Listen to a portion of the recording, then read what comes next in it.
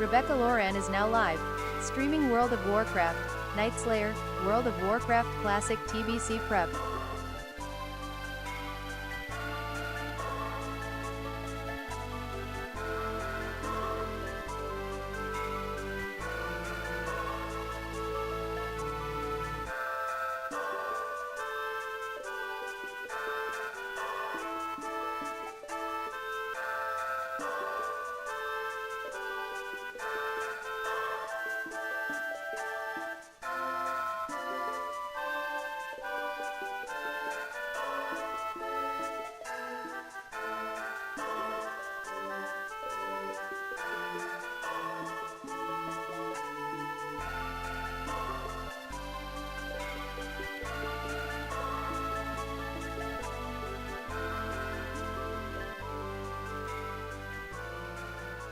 Come to STV so I can slay that pussa and use your ass as a scratching postcat in the chat.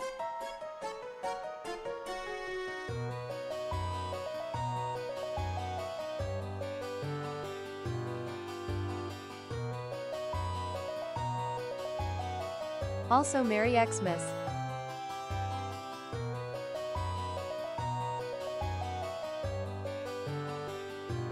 You filthy animal.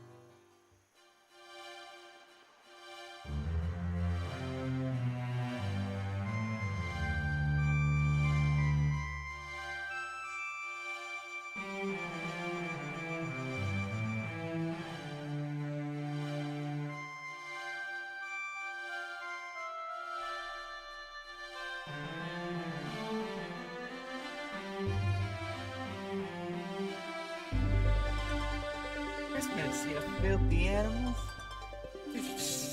And a Happy New Year. What's up, Zero? How you doing? How you doing? How you doing? Merry Christmas. Merry Christmas.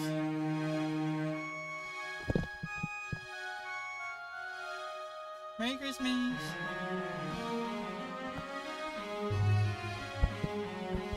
Merry Christmas. Merry Christmas. Simply having a wonderful Christmas time. Simply having a wonderful Christmas time. How you doing? Yeah, we be grinding. We've been grinding. We be grinding hard. I hit 23 rogue. I'm almost 20. I'm grinding out rest of 23. Just farming.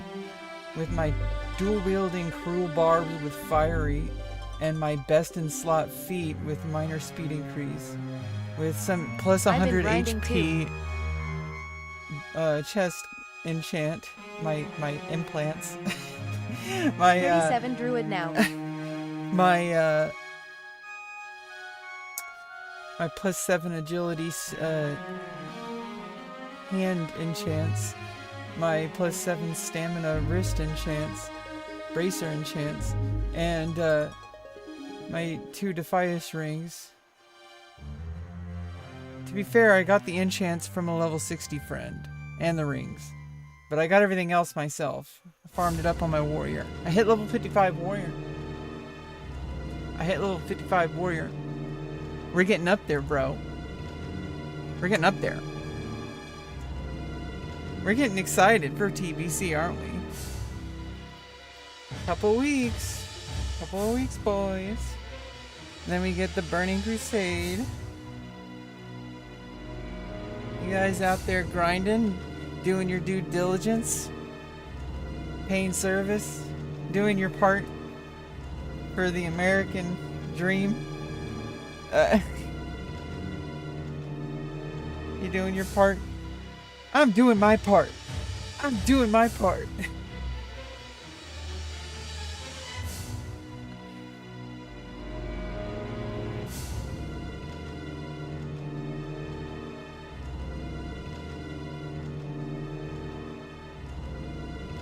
gotta do some self-care.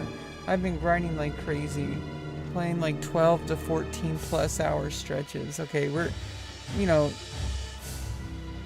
amateur hours, you know. I mean, yesterday I'm pretty sure I played for like 20 hours. I did like, I got lucky with Cool Barbs. I've heard about people doing like 20 Dead Mines runs.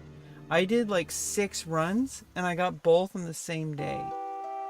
Well, I did like a couple of runs the day before, or the couple of days before. Like, it didn't happen. I mean, it just, I got the Cruel Barbs yesterday.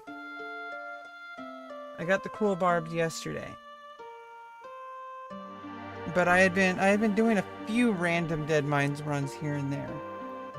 I think I did like a total of 10 runs. I'm not sure. I don't really keep count. I just grind until I get the thing.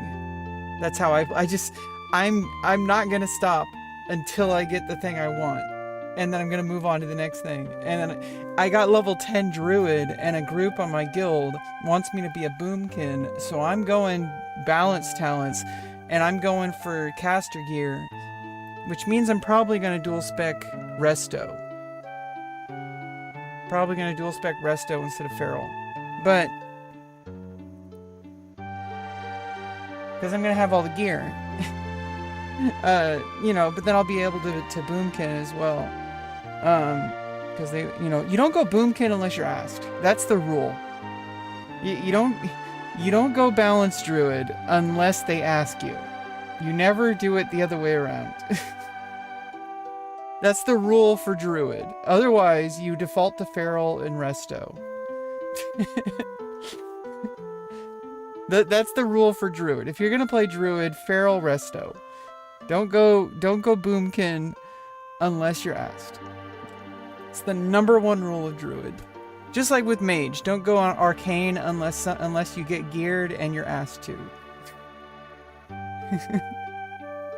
And even then, I'm pretty sure they go like either frost or fire, and then they dual spec as arcane so that they can, you know, certain bosses switch to arcane. Because it's like, it's more sustained damage, right? It's more for like big bosses where you just sit there and just spam like a frickin' cannon. That's the arcane mage's job, from what I understand.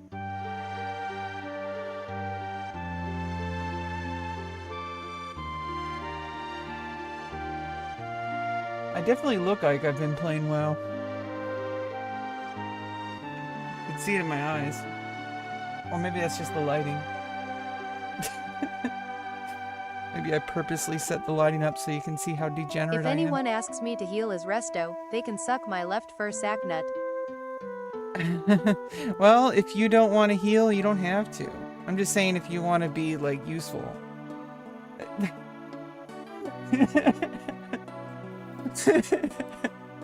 Which is usually my goal, is I want to be useful. But since I already have priest for healing, and I was asked for that comp specifically to be DPS, so it's like not really. It still happens though, cause I am druid. Yeah, you're a druid. You're gonna be asked to be resto. Exactly. That's how it works. If you're a druid, you're either gonna be asked to tank or heal. unless somebody is like super tweaked out and they have like, they're twinked out like the wazoo, they're higher level than you, they're like a warrior, or in TBC they're a paladin and they're higher geared than you, and it's a better situation where you're DPS, then yeah. But honestly, everybody should be as best geared as they possibly can. It's just nobody really wants to gear up a boomkin unless they ask you to. Like, because then they definitely will gear you up. That's how it works, I'm pretty sure. That's how I would do it. If I was going to have a group, I'm going to be like, you're going to get all the best DPS gear. You're going to get all the best tank gear. You're going to get all the best healing gear. And it's like, there's no argument. And hopefully you get people, and that's what they want to do. You find the people that want to do that so that you can gear them up. That's how I like to run things.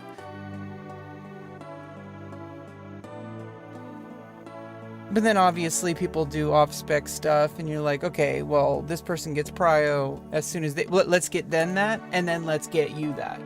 That's how I roll. I'm like, I want to get everybody everything. Obviously, that's going to take time. I have not done raids yet, and those are weak lockouts, which is why I have so many alts. I'm going to be running like 5 raids a week. Eventually. I only DPS, maybe tank if in You mood. only DPS? Well, don't be, unless you join me, don't be surprised if you don't get prio rolls. Like, unless you're asked to DPS. See, it's like you better be fully best in slot gear if you're DPS. Otherwise, people are not going to give you prio. They're going to be like, why would I give you prio that? Like, you better have a dedicated group. If you want to DPS and be happy, you have to have, like, you have to go above and beyond. Like, for healing and tanking, as long as you get the job done, I don't think... And first of all, if you're a tank, you're automatically going to get the best gear. That's just... like, come on. It's like... Even an idiot like me can do it. They can suck my left nut. Yeah, they can suck your left nut. Well, don't be surprised when they tell you to suck their left nut. 0. Don't be surprised.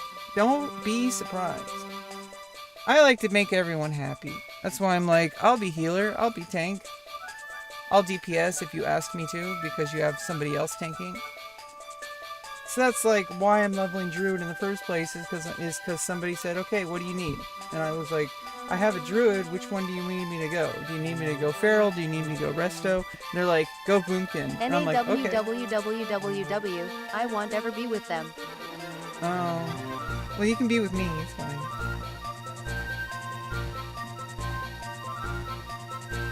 You fit in my groups.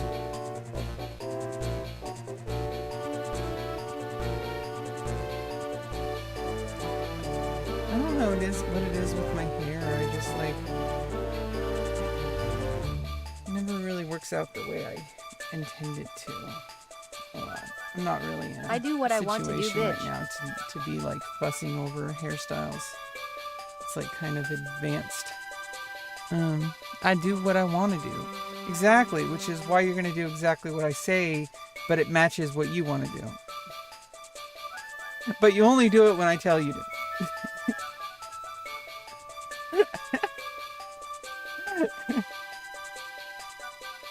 Stick with me. Okay, I'll take care of you. I'll take care of you.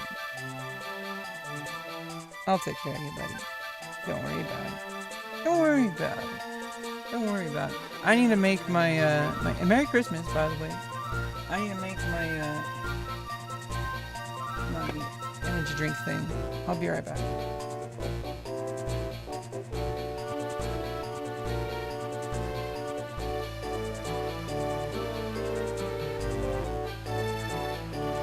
Feral? I mean, I thought Feral... Okay, so Feral can DPS, but I thought Feral was tank. Is Balance the tank? No, Balance is the caster. Feral... I guess there's a Feral DPS spec and a Feral tank spec? Be right back. I muted the TTS.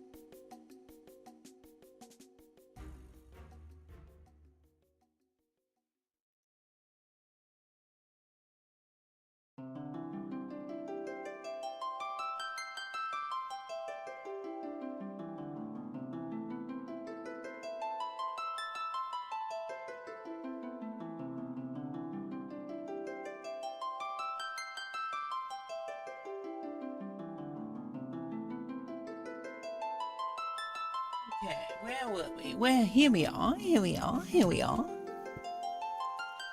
Shared talents. Oh, okay, yeah. So you can be Flex as Feral. That's why I'm like, yeah, I was specifically asked to go balance. So it's like I'm kind of doing that. You know, I like playing the game as in like I make things into a game. That's kind of how I am. I'm like, how do I I do something because somebody asked me to, and I'm like, okay, let's try this. I know people usually go Feral on Druid. That's like usually the best for leveling. But since I already have other alts leveled,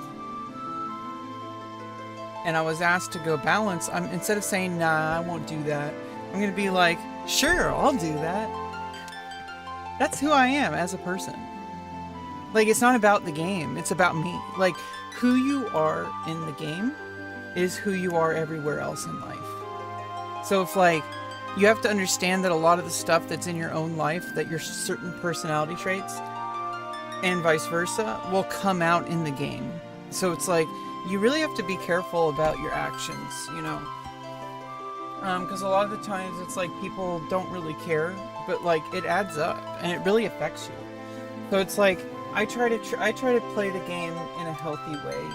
I try not to be toxic. I try to be very helpful. I want to like tank and heal, and I'll DPS if people need me to. And whatever I do, I put 100% into it. That's who I am as a person. I'll do that anywhere in life. If I'm asked to do something, I will put 100% into it.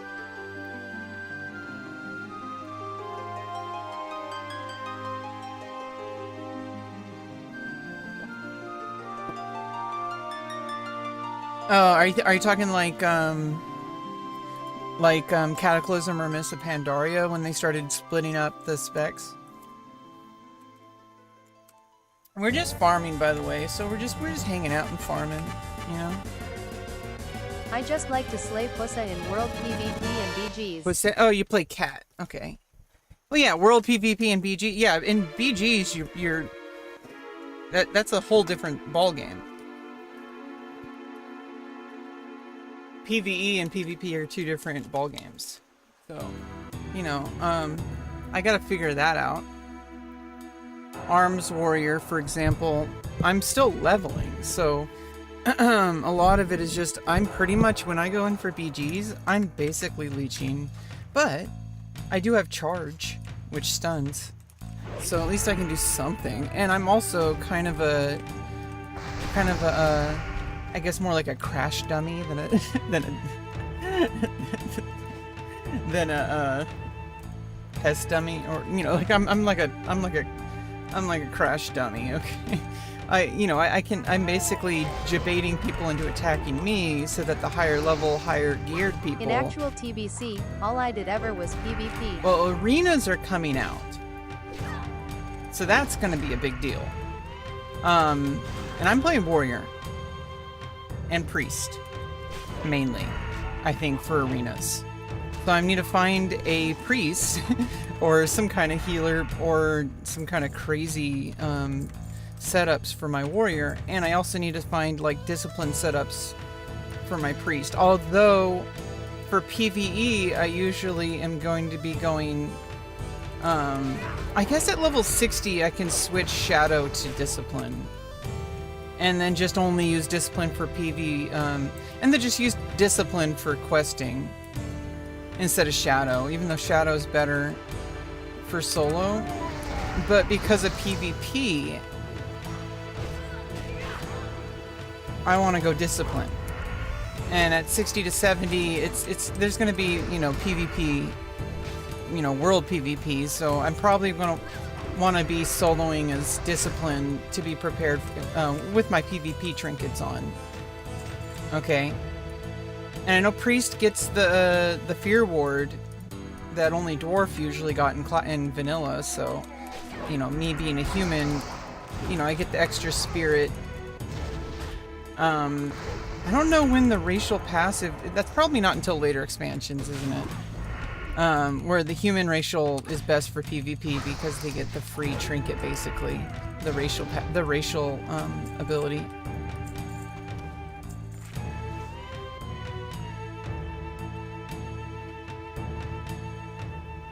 Because I know that, like, I think that's later expansions. Maybe it's TBC. Is it TBC when they do that? No, it's not TBC. It's not Wrath of the Lich King, is it? No, it's probably Cataclysm or Mists. I know Mists of Pandaria for sure, because I was playing Mists.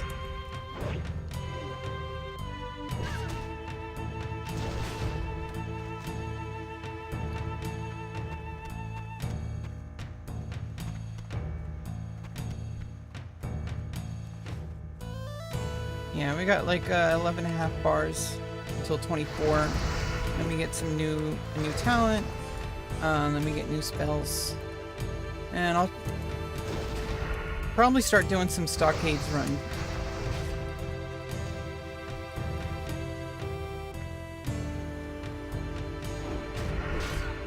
definitely geared for it.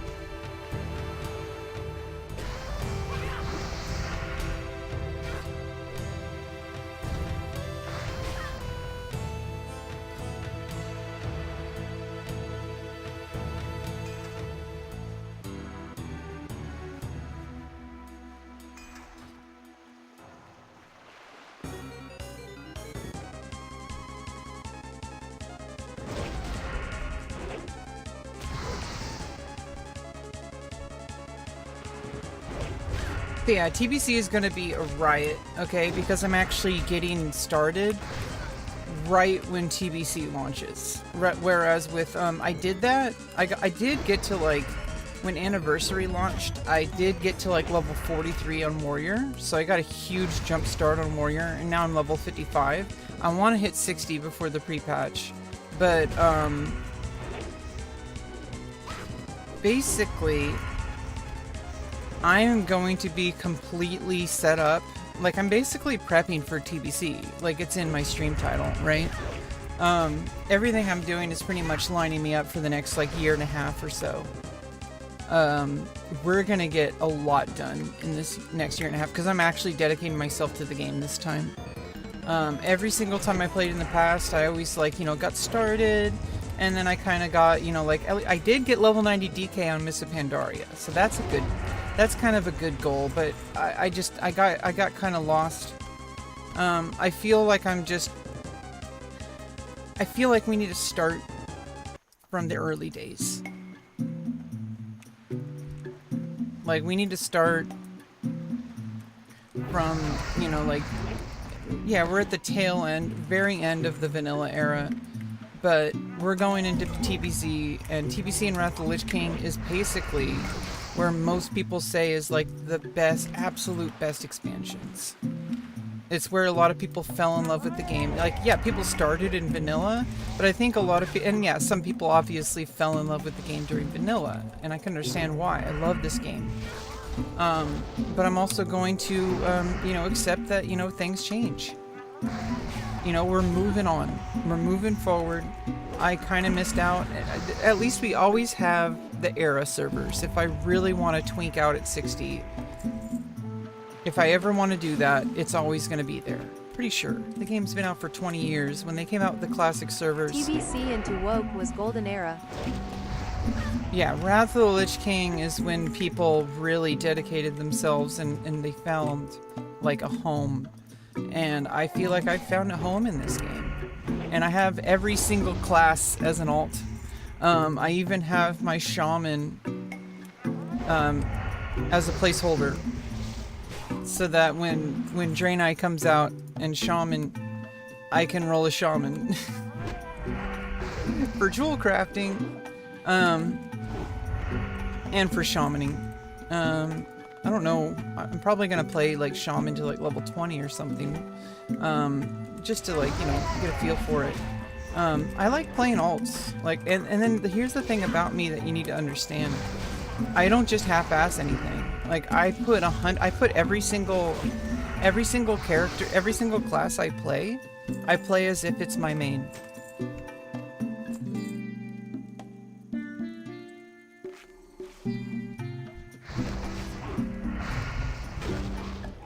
I don't treat it as like, oh, I don't really care about this toon.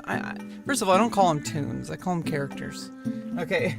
But also, there are people out there who are like, oh, I don't really care about this toon. Well, if you don't care about that toon, you don't care about yourself. Okay, like, you have to think about it this way. Hey, fat boy cutie, ew yourself. What, you don't like spirulina drinks? You don't like healthy drinks? So, like, if you treat your character like garbage, well then, like, do you treat yourself like garbage? Like, oh, I don't really care about this toon. I don't even really care. I'm not even gonna gear it up. I'm just playing it for the lulz. Like, come on. Like, put your all into everything you do. I'm gonna gear things up. I'm gonna get twinked the fuck out at every single level, milestone. Like, tiers, right? Like, level 20 is probably when you first want to get, like, good gear. And then, like, you kind of just get natural upgrades. And then you don't really grind stuff until maybe, like, level 40 to 50. And then you get, like, the level 50 stuff. And then you just, upgrade with the pre-biz stuff to 60. And then you start really just, like, doing what you can to get whatever upgrades you possibly can. Like, see, I feel like the first real big, like, grind is, like, when you're, like, a brand new character, like, you want to get, like, situated at level 20, and then you'll just coast all the way, like, up to 40 plus. Pretty much. Besides a few grindy moments, like, doing some Scarlet Monastery stuff. Some specific quests you gotta do. All that kind of stuff. Obviously.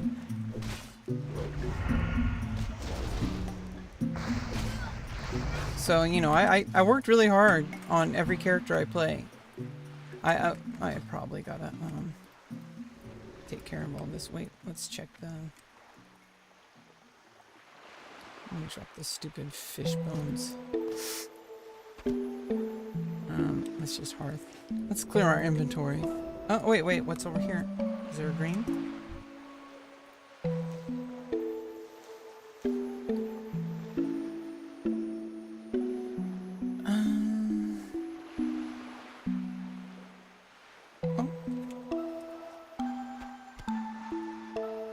Oh. Okay. So yeah, we're gonna be doing arenas, so I'm gonna have like my PvP comps locked in. Like locked the fuck in. Okay, Warrior's gonna be the first, because Warrior's gonna be my highest geared. Especially for PvP. So that's probably gonna be my first that I twink out for PvP. Then Priest. Basically, I have an order of operations. And I work through it until I get as strong as I possibly can. And that's how I do things. So it might seem like it takes longer, but it's smoother. Because now, if anybody needs like a tank, I can jump on. If anybody needs a healer, I can jump on. If anyone needs random DPS to fill in a spot, I can jump on. That's why I did all this. That's why I'm leveling so many alts. It takes longer, but it also doesn't take longer if you really think about it. Like if you really focus on what's important in the game long term, I feel like having alts leveled is just like, for me at least. Obviously, yeah, I'm gonna have to put more attention into certain things. Like Warrior is like my primary focus. So yeah, you're gonna have like, relative focus. But also, my goal is to eventually catch up with everything. And especially since you can only raid once a week.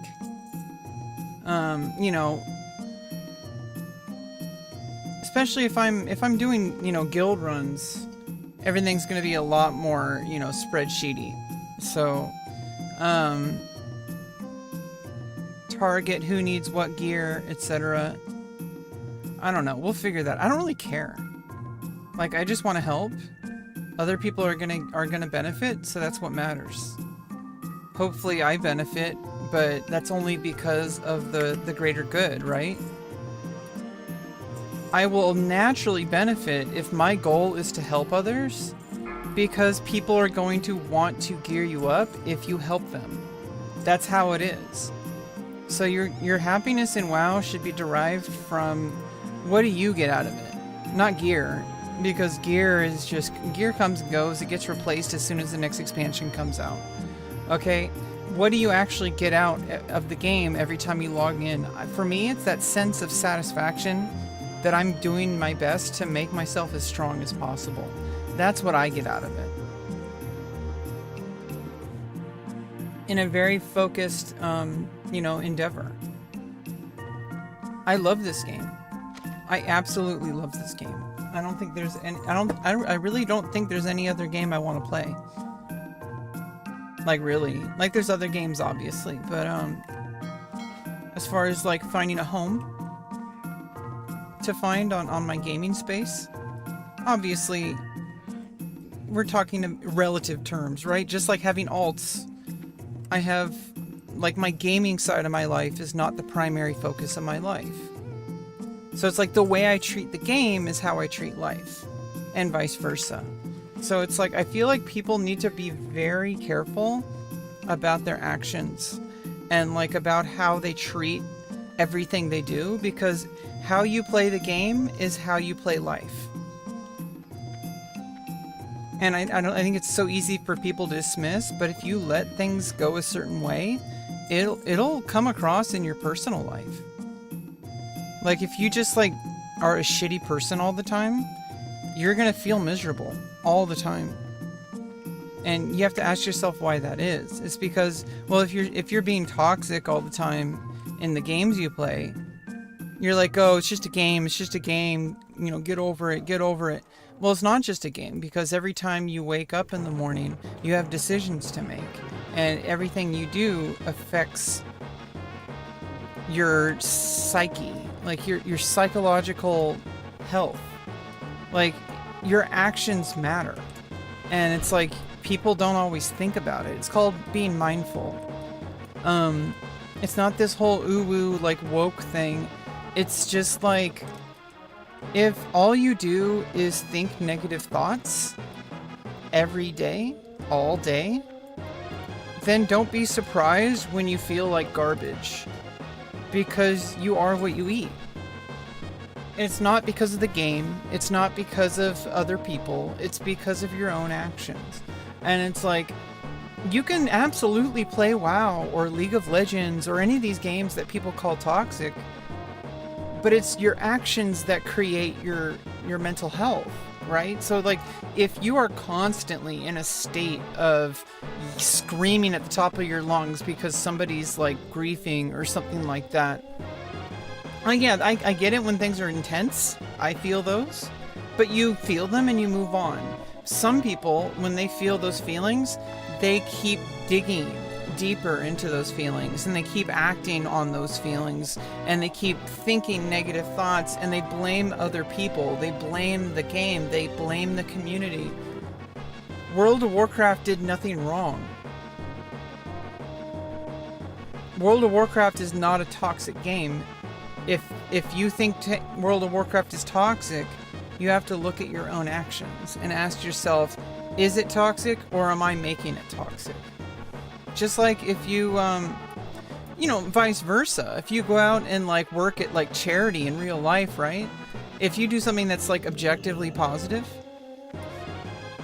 but if you have the toxic mindset that you just want everybody to like you, you want people to think you're like, you know, you're like this career politician, you want everybody to think you're this like angel, you know, with a halo around your head, and then, you know, but behind closed doors, you're like, you know, violent and like, you know, or like hurting people and stuff like that. You know, those are the kind of things where it's like virtue signaling. Just because you're doing like, you know, theater, you know, like the thing doesn't matter.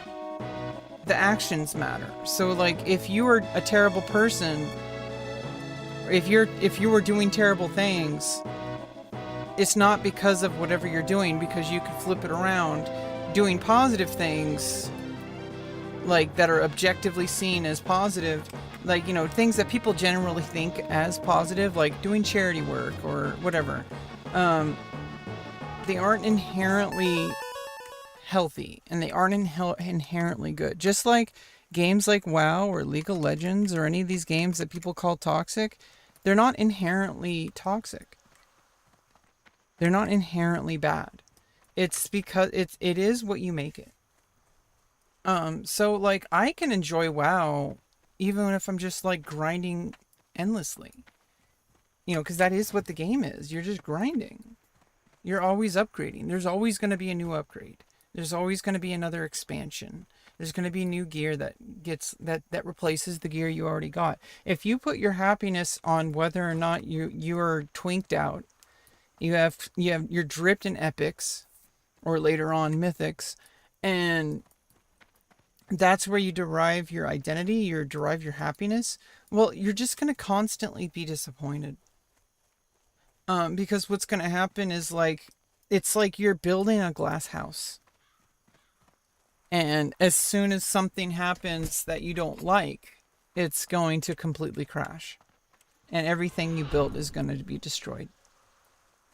But if you build your house with a solid foundation, with bricks and mortar and proper insulation and all that kind of stuff, you do the proper research to get everything perfectly, so that there's backups, and then there's backups for the backups.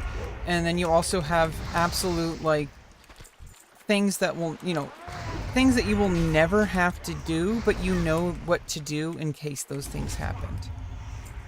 That, absolute, emergency situation scenarios where there's absolutely no way something can happen, but you prepare for it just in case. Because you never know. You wouldn't want to be caught with your pants down. And, it's just so if you derive your happiness from every little thing that, I enjoy logging in. I enjoy working on whatever goal I'm setting for myself. Like yesterday, my goal was to get my 2 cruel barbs and get fiery. And so I did just that.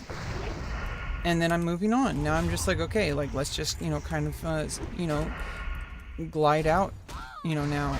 Now we're going to, I'm doing the same thing pretty much on my warrior. I got Crusader on my 2-hand and on my 1-hand.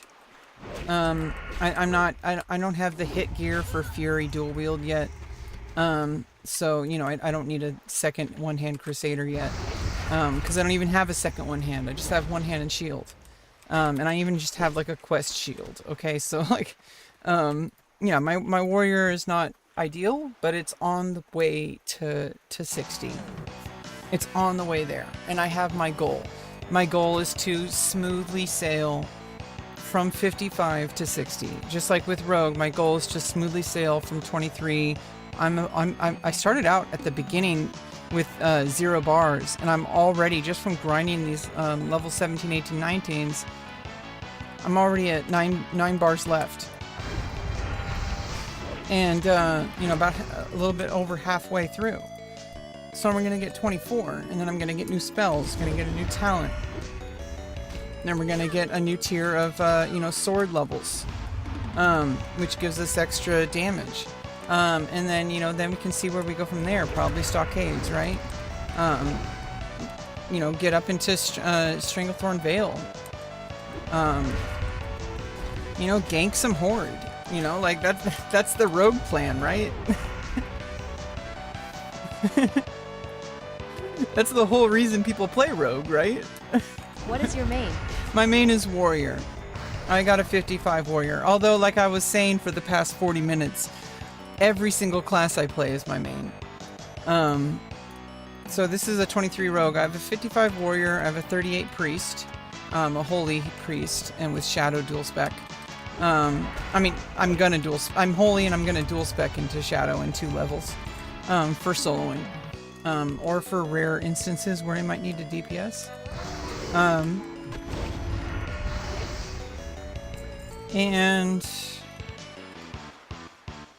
I do have a 28 paladin, but it's kind of on hold.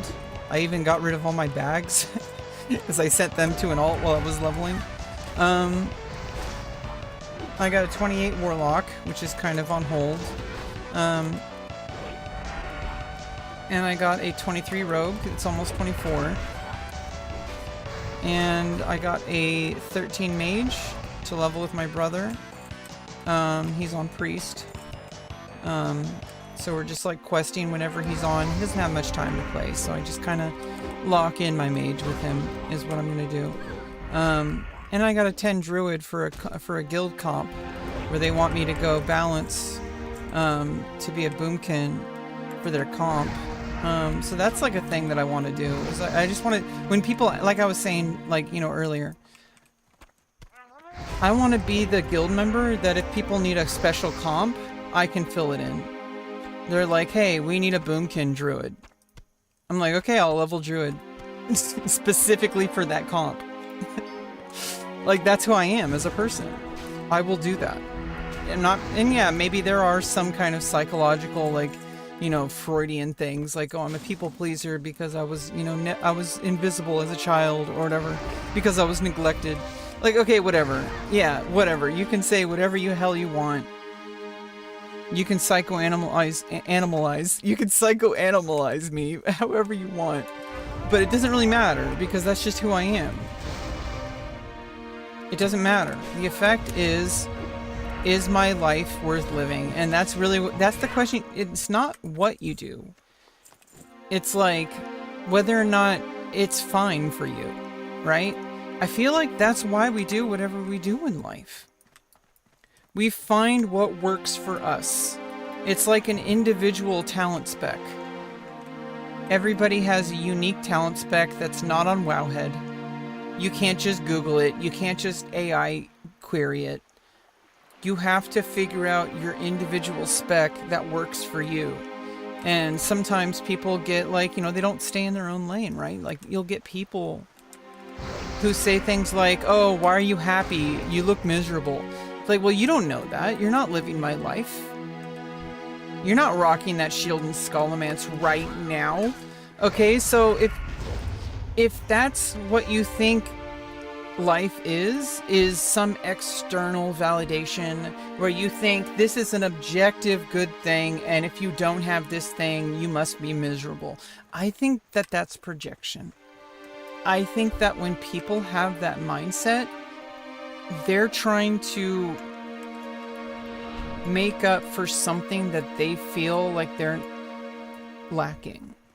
And so it's like, what they will do in their life is they will see people that don't live up to their standards, and they'll say, oh, you're a failure because you're playing video games all day, or because you're streaming, or because you're not doing the career that I think you should have, or because you're, you know, you have a trade skill job instead of going to college for, like, you know, computer programming or whatever the hell people want you to do that isn't who you really are. But everybody has their own spec, and you should just stay in your own goddamn lane. Stay in your own goddamn lane, because I'm not going to come after you for your spec. Okay, you know, just like, you know, Zero was saying, doesn't want a DPS, doesn't want to tank, doesn't want to heal. Do your thing. I will make sure that you are utilized. That's the mentality I have. I'm not gonna argue with you. What's the point? If that's who you are, and that's where you derive your happiness, that's how you enjoy the game, then play it. But you have to also understand that that comes with realities, right?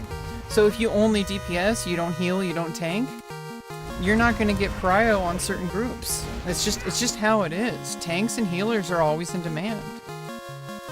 So, like, I'm smart. But that's also how I derive enjoyment from the game, is because I like helping people, and I like helping.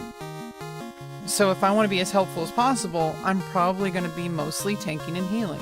And if I'm DPSing, it's a very specific comp that, like, somebody, like, we're min-maxing for something, right? I better be geared. I better be using consumes. Like, I'm not going to be slacking. If I'm DPSing, I'm going to be fucking DPSing. Like, that's the thing you should usually, you know, like, you can always really count on DPS being extremely passionate about it. I'm pretty sure people are, you know, passionate about tanking and healing, but I think there's, like, a certain thing where it's like people are a little bit like, well, people aren't going to be mad at me if I'm tanking, unless I'm tanking so dog shit that it's like, you know, but whatever, they don't really care, because it's like, well, I can always just find another group, right? But if you're a DPS, if you play poorly, like, that reputation follows you, bro. Like, or maybe not. Obviously, there's always a new group of people. You can always try again. I think that's what people need to remember about life. some people are never gonna let you live something down, and whatever. That's their loss, because they're probably projecting. Honestly, like every time somebody's like being toxic, just try to remember that they're probably projecting some insecurity or some perceived failure in their own life. And it's not about you. That's how I like to think about toxic people. I just like, you know, hey, like do your thing.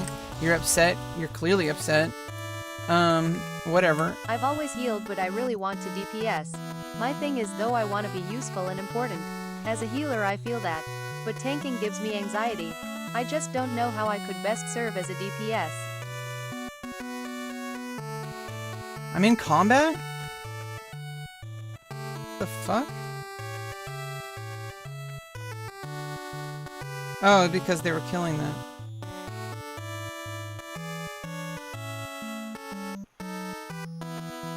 You want to be useful and important as a healer, I feel that, but tanking gives me anxiety. Well, I mean, see, if you... tanking is not easy. I play warrior, I am not the best tank.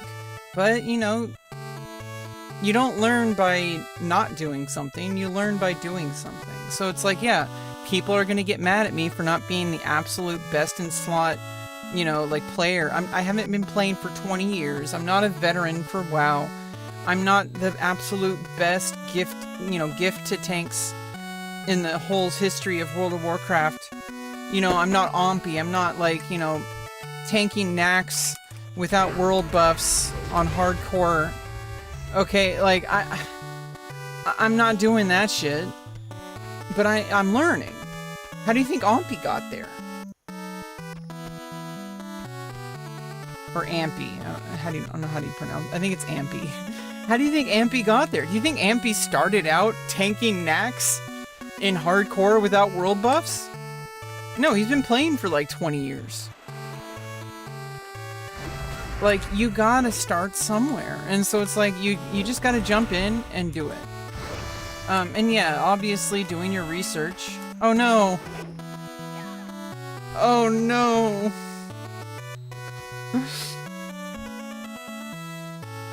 Another one bites the dust from the old Murkai.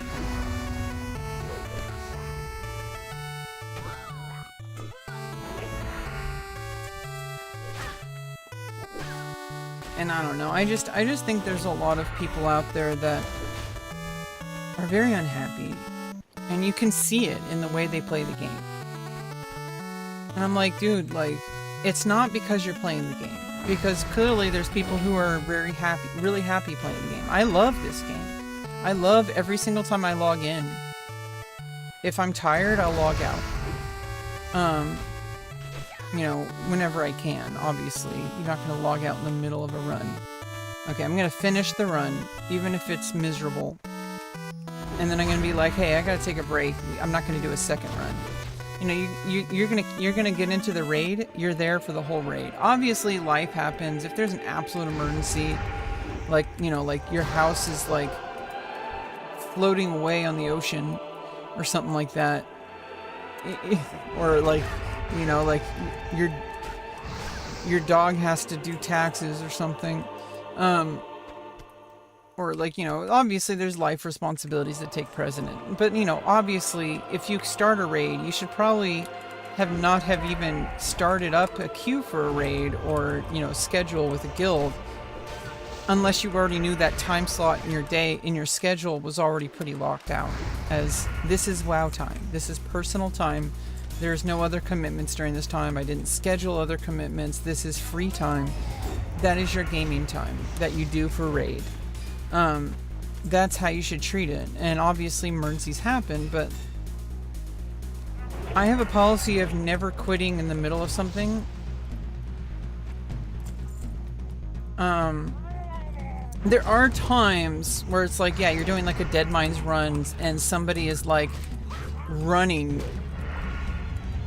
to like a flight path in like Kalimdor and you're like, you're waiting for like an hour for this person and there's nobody else looking for group and you're like, hey, good luck on the group, guys. I'm gonna head out. You can find a replacement, or I will find a replacement for myself. That's actually how I generally do things. I'll find somebody to replace me, and I'll say, hey, invite this person, I gotta go. I like to leave the group feeling as if they haven't lost anything. Because then that means that they're not going to have a bad taste in their mouth about me, right? It's self-serving. Even though you're helping others, you're actually helping yourself. If you think about it, you're serving your best interest. You're playing the long game, and not in like a sinister way, but it's just how life works. Usually doing the best thing for you is going to be the best thing for everybody in almost all circumstances. Now, obviously there are circumstances where you absolutely need to put your foot down for your own best interest, but I think those are rare, and you take those as as they come. But You so wise. well, I had a lot of I still have a lot to learn, but I've had a lot of hard won lessons in life. You know that somebody who plays hardcore WoW that got to level 60 probably got to 60 because they've died however many times to learn what not to do, right? So, you always look at somebody and you see like the end result. And I know this is so, everyone's rolling their eyes about this. Whenever anybody says something like that, they're like, oh, whatever. I understand that because I feel it. I feel it because I feel very miserable about certain things because it feels like I'm not where I want to be in life. But you trust the process and you have to go through some trial and error.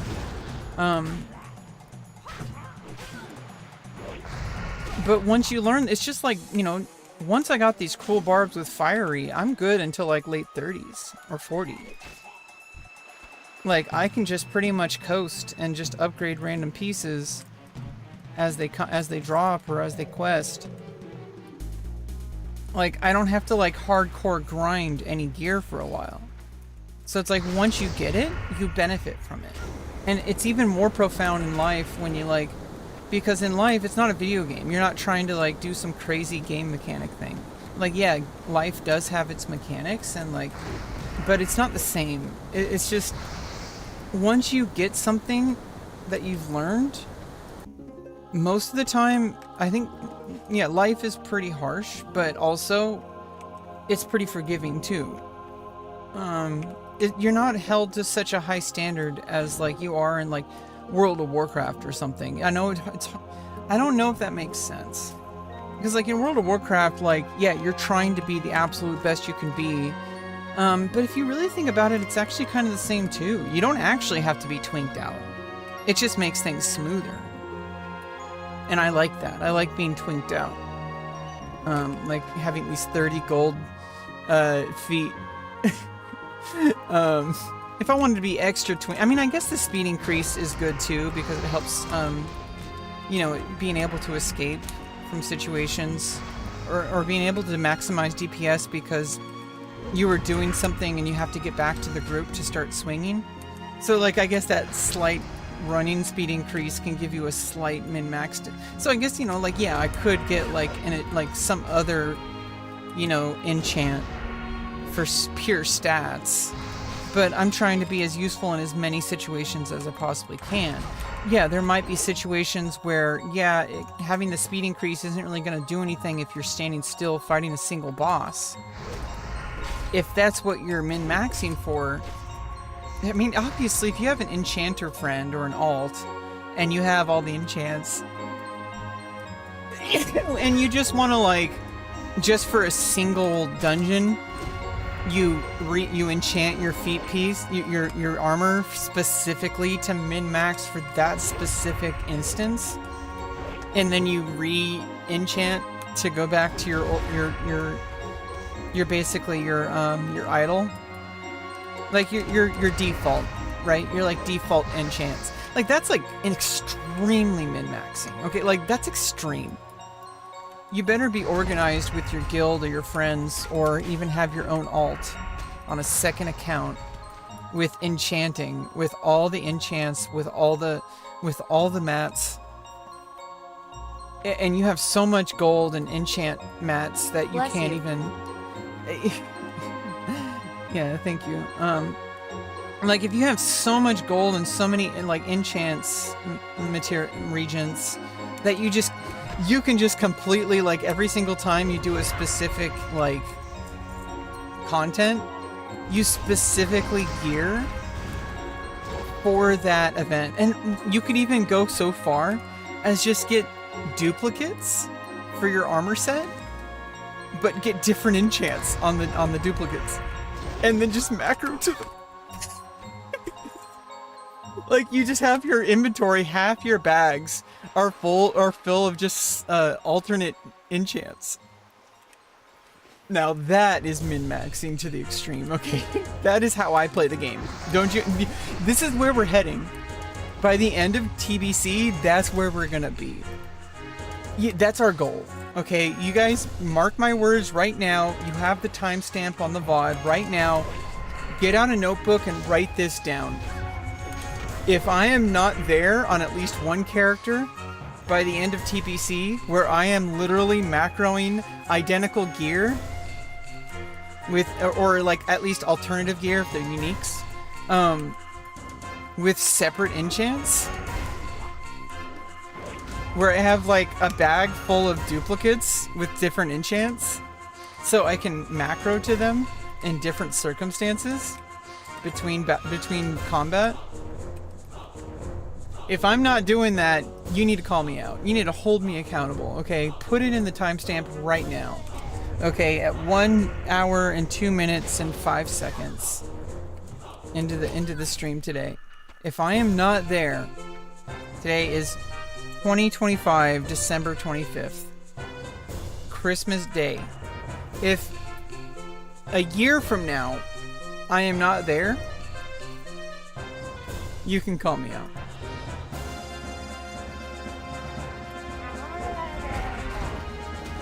That's where I'm heading.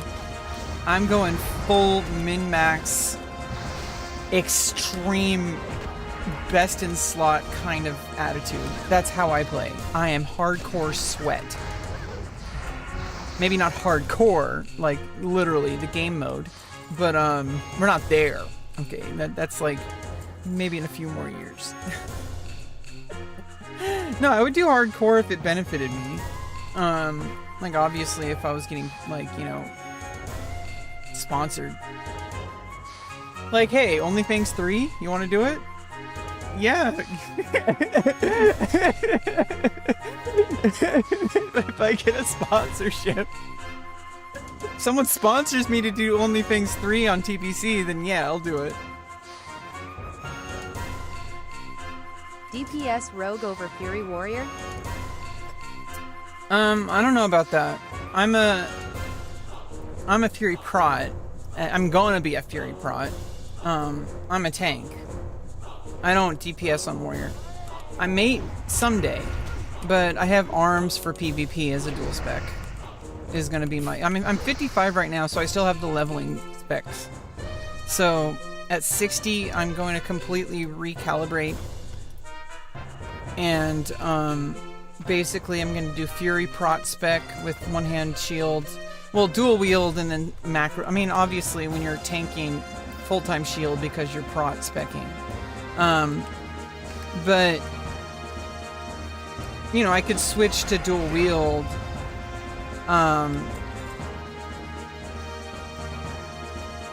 For when I, you know, for when I don't need my shield.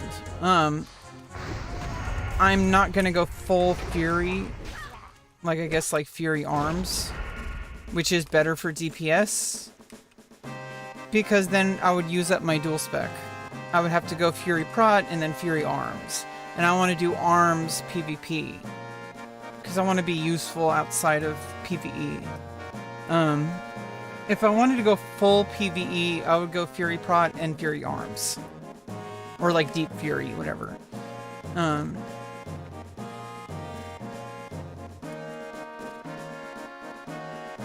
Whatever the spec is, that's like absolute top tier, you know, cracked DPS for geared warriors. First of all, I'd also have to be geared for DPS as well, which I would need some leather pieces and shit. Which I wouldn't really have probably. I mean, I don't know, if I tank enough, I probably will by the end of TBC. Just get like, you know, some DPS. I would have to respec though, which would be some gold sinks. Like if I was gonna DPS for a raid, I would have to like have the gear for it. Plus I would also have to respec.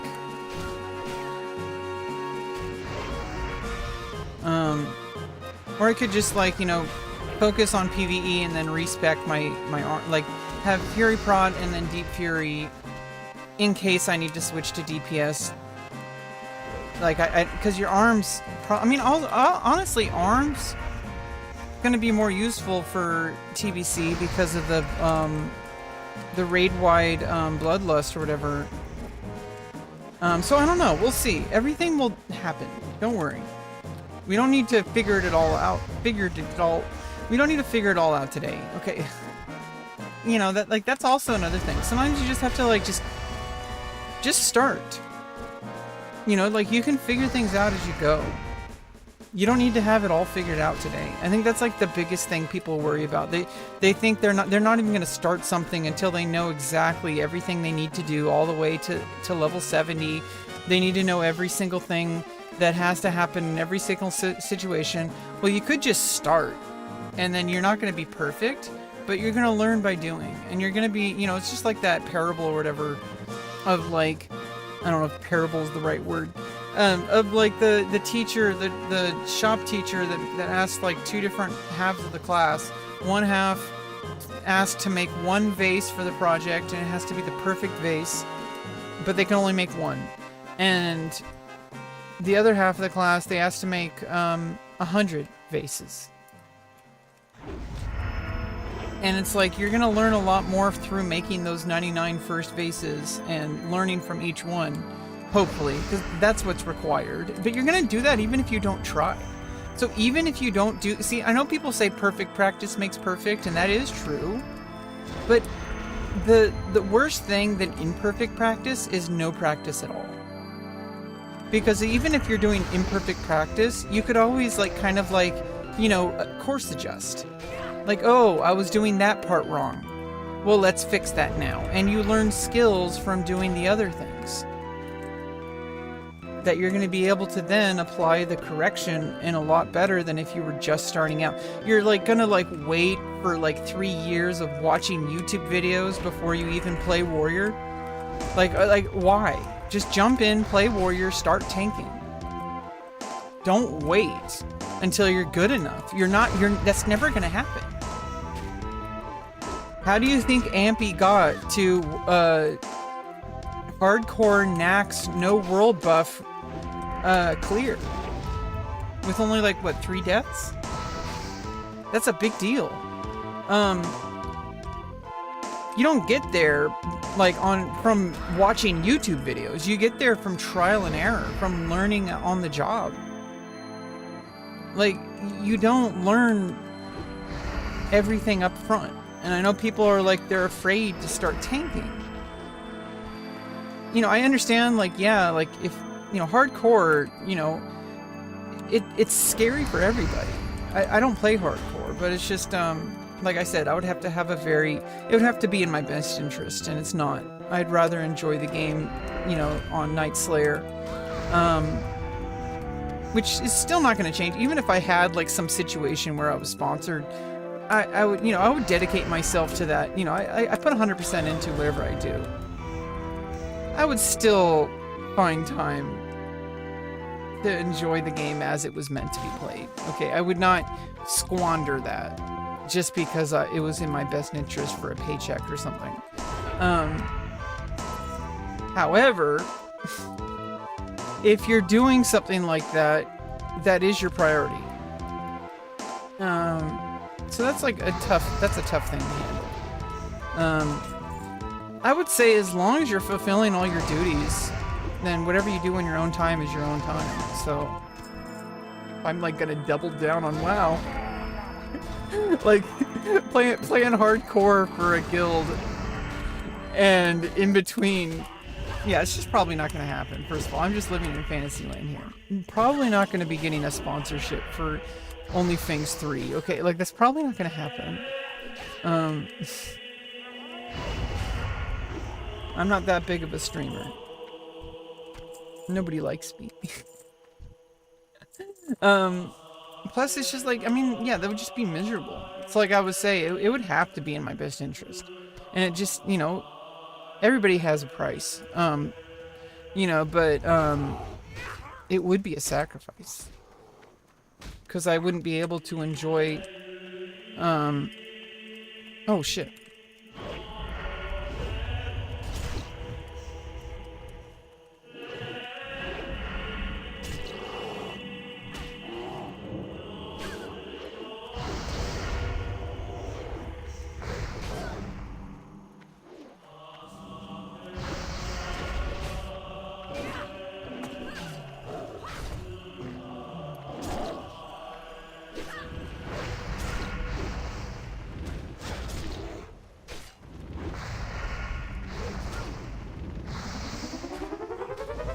Fuck.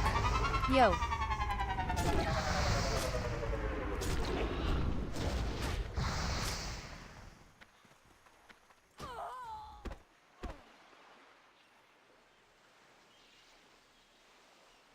Well, that's my cue anyway. You know, let's switch to doing something else. I was gonna hearth. Oh. Well, I guess I'm gonna have to, not hearth. I just used up a thistle for that. There goes 50 silver.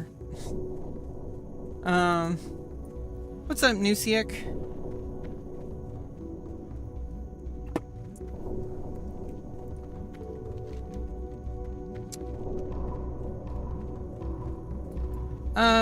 We're just grinding up. Hope you're having a Merry Christmas or Happy Holidays, whatever. How are you? Merry Christmas, Happy Hanukkah.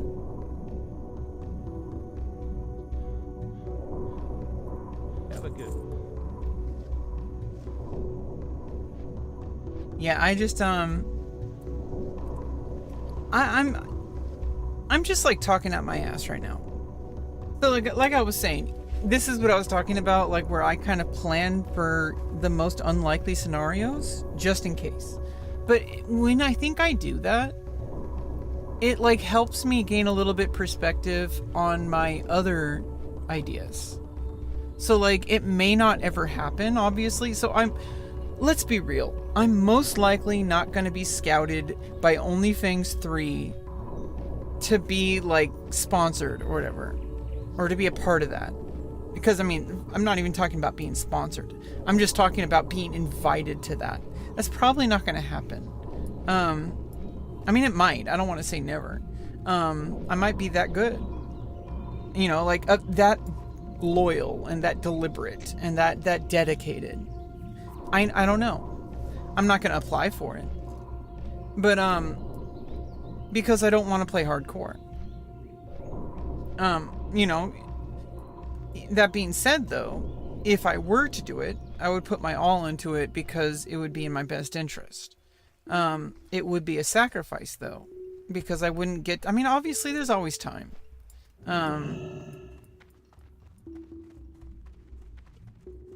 Especially if I put in enough grind over time, there's going to be downtime. And during my downtime, I can rest and I could just play, you know, non-hardcore, like off stream or even on stream, honestly. Like, who cares? Nobody cares. It doesn't matter. I do what is in my best interest. And I think, like, a lot of people, they're afraid to try things like tanking or something, even tanking in hardcore, because they're like, oh, there's too much anxiety. I don't want to do it because I'm probably going to die. Well, you might die as a rogue as well. You might die as a priest. You might die as, like, it doesn't matter. Like, you're playing hardcore. You're at risk already. So just do your best and have that confidence, and maybe you won't die. If you're tanking the best you can, you're going to mitigate that, and you're probably going to survive more often with just that pure gumption, of like that confidence, because from what I understand, you wipe usually when something goes wrong, like somebody misclicked or something bad happened. Besides that, there's also, because people are not committing to something. Either you commit to the fight and possibly fail, or you commit to running and you possibly fail. But you have to pick one. You can't go back and forth, or you're definitely gonna miss. You're definitely gonna wipe. Because if nobody knows which one they're doing, and everyone's like kind of like, do I commit to the fight? And then you kind of half commit to the fight, and then you like, oh, you change your mind, then you have to run. Every single wipe I've seen on hardcore, that I've seen from random clips, is because people couldn't commit to something. So if you get a group of people that can commit to that,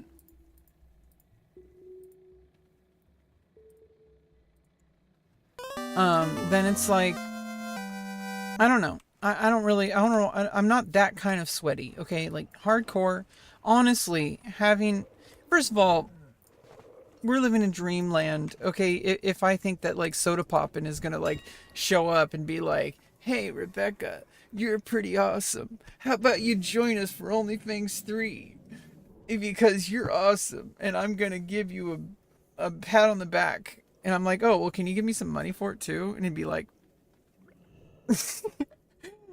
well done. That was a test. Like, for obviously, that's like fantasy land. Okay, that's not going to happen. Obviously, it might. Nobody's saying it could never happen. I mean, it's most likely. Like, but also, I could just win the lottery because somebody else bought me a lottery ticket and I didn't even know about it. Like that could happen too. If First he of all, doesn't, that's on him. Yeah, it's on him if he doesn't want me. His loss. Here's the thing.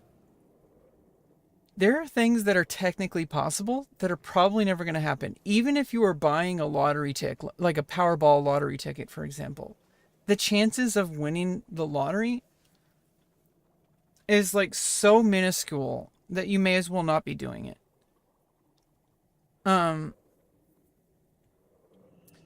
Here's like another thing. Like if you shuffled a deck of cards every single second since the Big Bang until today, you would still not have the same exact starting position that you had. Like it's just not gonna happen. Like if you just shuffle it and if you shuffle it 7 times and it's exactly the same one that you shuffled from the first, that's like the odds of shuffling 7 times and then after the 7th time it gets back to the one where it started. Those odds are, it's more likely to win the Powerball lottery 5 times in a row.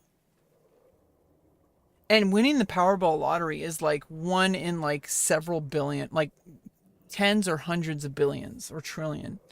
Like it's so minuscule that it's like ridiculous. You'd have better luck finding the same exact grain of sand twice in the entire planet. So like, yeah, obviously if somebody bought me a lottery ticket and they won, and then they gave me the winnings, like, that could technically happen. But I doubt that's gonna happen. I don't think I'm gonna suddenly get, like, sworn into, like, this secret club where, like, people are gonna be like, you're in. Like, I doubt that's gonna happen. So what I'm gonna do instead is I'm gonna do what's in my best interest. I'm not gonna live on a dream. First of all, why would that be my dream anyway? I don't even know these people.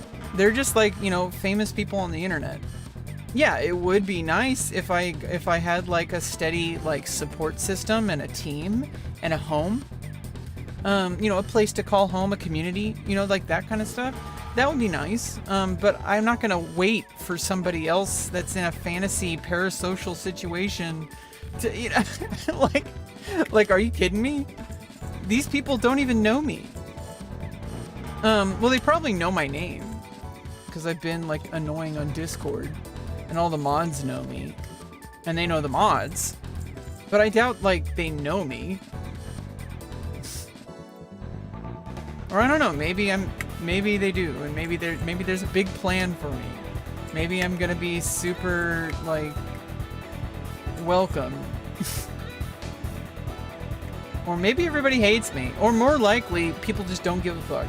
That's the most realistic outcome, is that most people don't even care or give a fuck, and I'm just like speaking nonsense, which is good because that's how it should be.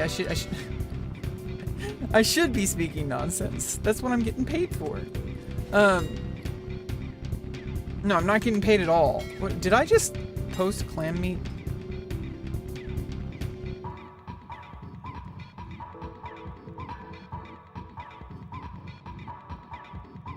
Whatever, I already posted it.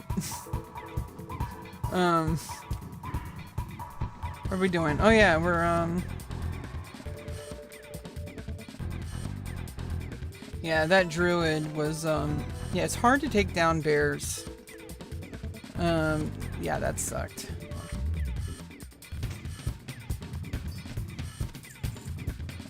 I probably could have done that better.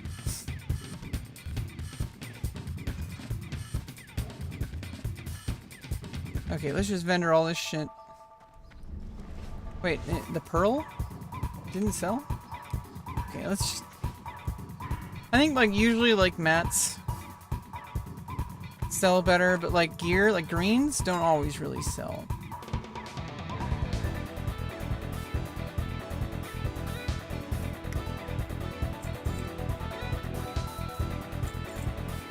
Like that's not gonna sell for 20 gold. I think that's a troll post. That's a troll post. That's a troll post. Course thread, I'm just gonna vendor. I'm just gonna buy that. Small lustrous pearl though.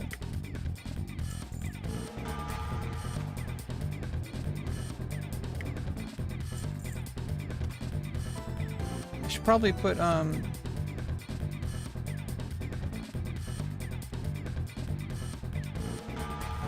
let's put stacks of 3.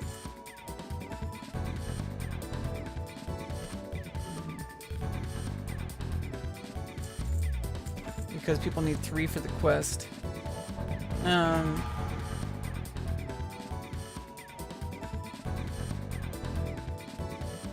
Let's get some more of that thistle. Swift thistle.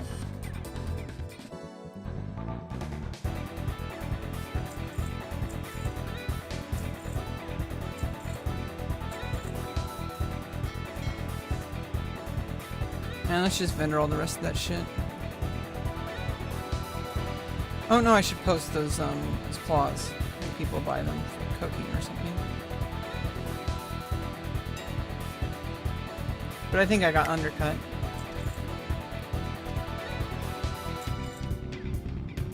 Crawler meat people usually use for cooking. May as well post that too. People probably need it. Oh, it's yeah, it's not good. Let's just vendor that shit. Yeah, anyway, like, what am I even talking about? The reason I'm talking about these things is not because I think those are likely scenarios. You need to understand that about the way I connect ideas. It's because I'm using that as like a not like a devil's advocate, but like a as like an example of like like let's make an example so that we can talk about a specific idea. That would be an example that people can relate to. So that's why I would mention something like OnlyFans, because they are a well-known hardcore guild in English-speaking world. And you know, because of the last 2 years they did. That's actually how I got into WoW. Was because I played hardcore during the first OnlyFans, and then I played again on Horde during the second OnlyFans. I can even show you my characters. I haven't died on my highest level characters. I have level 18 mage. I got the Staff of Orgrimmar. And I almost died. I even have a clip of it. I almost died doing the prerequisite quest.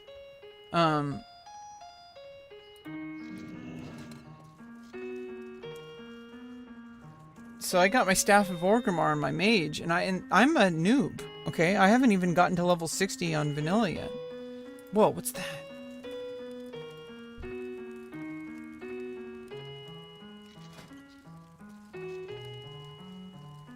Holy shit.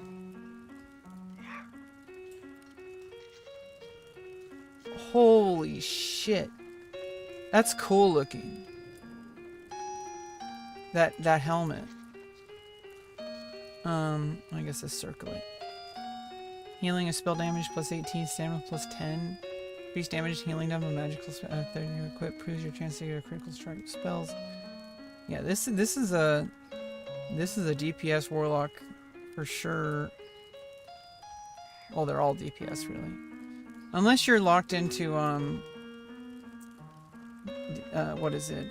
Demonology for a very specific scenario.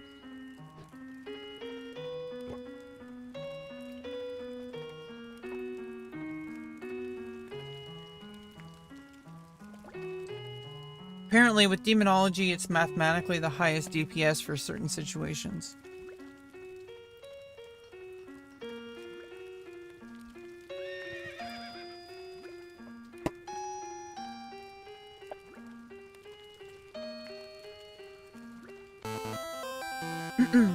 But yeah, that's basically like what I was trying. But why did I bring up all this? Why did I talk about this? Is it because I'm parasocial and I think I'm going to be joining OnlyFans?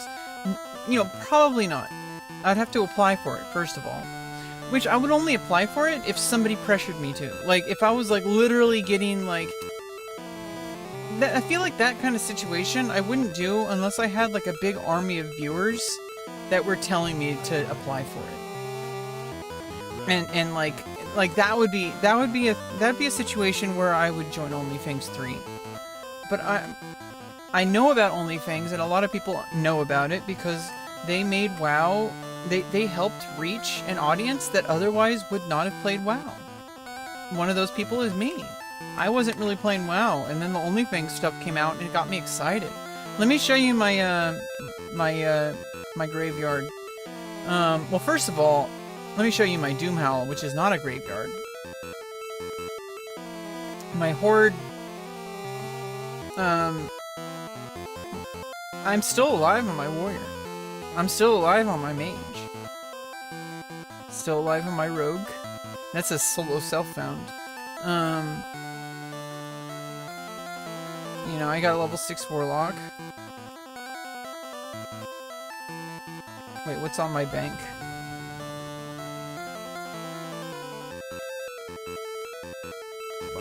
Oh, nothing. I don't have anything on my bank. Yeah, that answers that question. I think I sent stuff to my bank even though I haven't even logged in. I think that's how bad it is. I think I actually sent stuff to my bank. Let's go to the, where's the nearest, yeah, let's go to the mailbox. Let's actually see if I sent myself stuff. Let's just take all this off.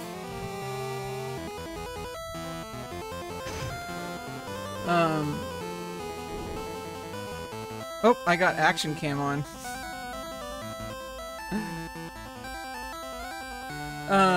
Let's actually just see if I even have anything on my bank. Yeah, I got action cam on. Dynamic cam or whatever.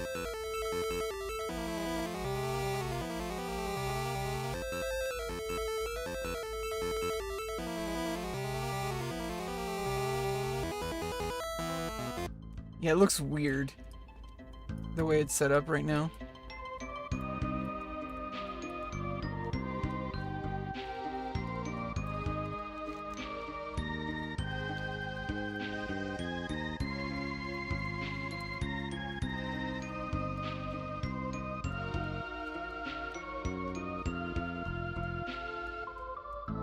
I put a lot of hours into my level 18 mage though. Like I dedicated myself to it. Like I hardcore got me into the game in a way.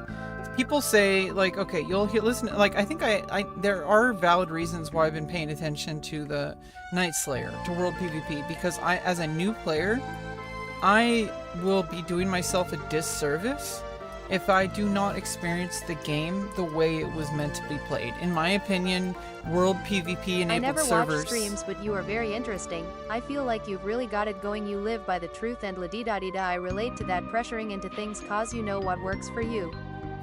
Yeah, I mean, I like, you know, I've gotten, thank you. I really appreciate that. I like talking to my viewers. That's actually like one of the, I like talking to myself too. It helps me focus. I'm on the spectrum. I'm also permanently disabled from issues I don't You are want to most get into. interesting and best where you feel the bested, and in so doing, thing you be as interesting. Yeah, I think that's really what matters. It doesn't really matter what you do. Thanks for reals. It matters like to you.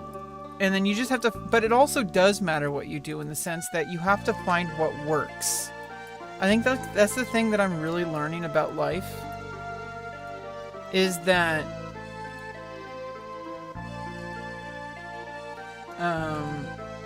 what I'm really learning about life is that people say follow your passions. You should follow your passions, but you need to follow your passions in a way that work. And that might mean that you have to adjust your strategy. You might not be able to do the exact thing that you want to do. But the exact thing you want to do might not even be the thing you truly want to do. And I think you have to have an open mindset that you aren't set in stone. How could you possibly know what you want if you're not there yet? Now, you do make incremental, like, you know, checkpoints where you're like, okay, is this the right path? Let me adjust a little bit, but I am still, just like in the game right now, I am still on the path to the mailbox. Now, it's pretty set in stone how I get there. But, hopefully I don't fall down. You know, I would have died if I did that. That stupid add-on. Well, let's just not even mess with the add-on because I don't want to, like, auto-run into something. What if I sent stuff to my bank and I lose it all because I died? Or I fell down the Undercity elevator. I did that. No, I don't think I did. I saw people do it. Yeah, I don't think I've...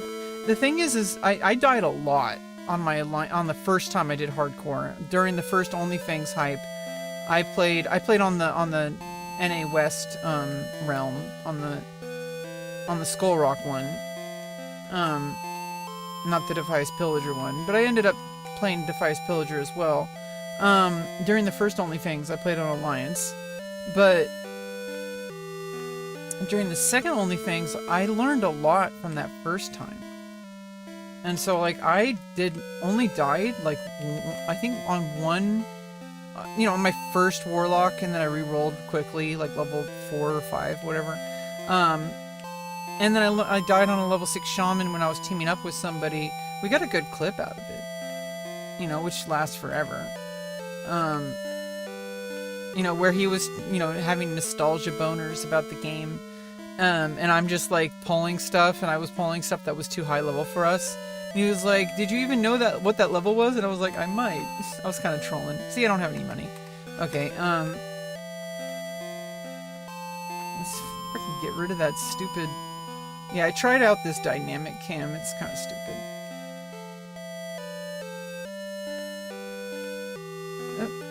Whatever that is. But yeah, like let me show you my mage that I put in a lot of time in. Let's actually look at my slash played. Oh, is that add-on?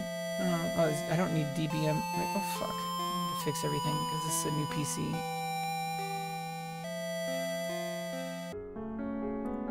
I have all my LV settings already. Okay. Basically, yeah, I got the Staff of Orgrimmar. I'm leveling enchanting. Level 79 enchanting. Like I leveled 117 tailoring. I was like farming greens and disenchanting. Like this is how I play the game.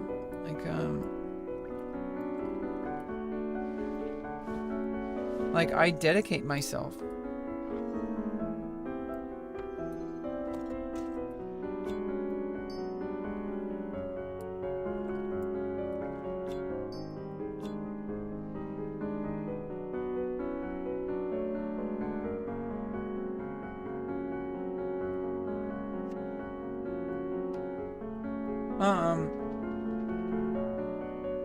You know, I put a lot. What's my slash played? 1 day and 7 hours and 50 minutes and 22 seconds. Now I've been hard stuck at level 18 because I've been like, okay, I'm done with hardcore. I had to re-roll these a lot.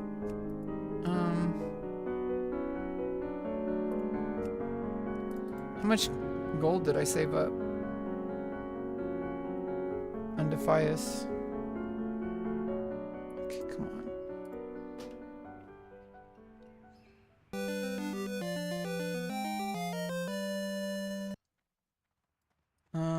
4 gold, 4 silver. I mean, yeah, that's bullshit. And then what about Skull Rock? My highest on Skull Rock was a 24 mage.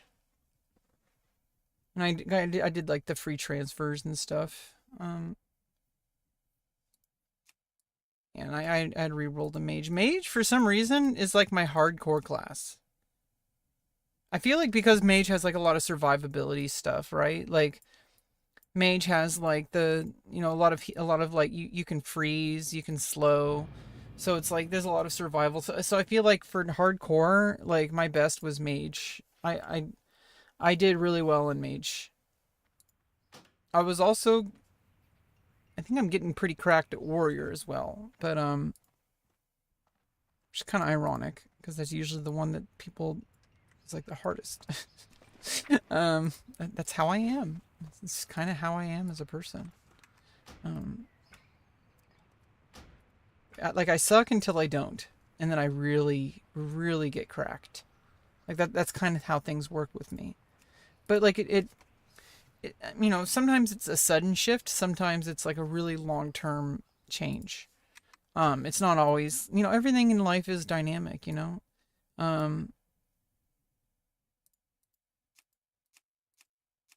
Yeah, I got like yeah,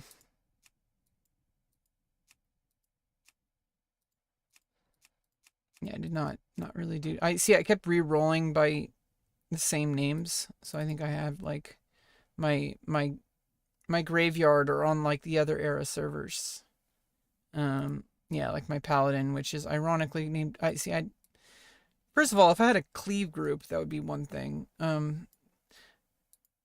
Paladin, I didn't realize is not really a tank in vanilla. I mean, you can, but you have to be extremely cracked. You have to be completely geared, and you have to have the right group set up. And then I have my druid. Yeah, these all died. In hardcore. I got my white main characters.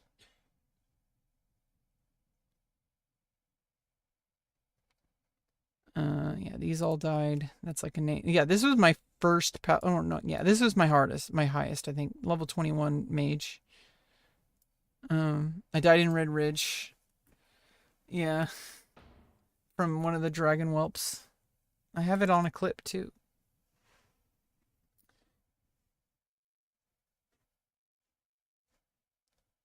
These are still dead.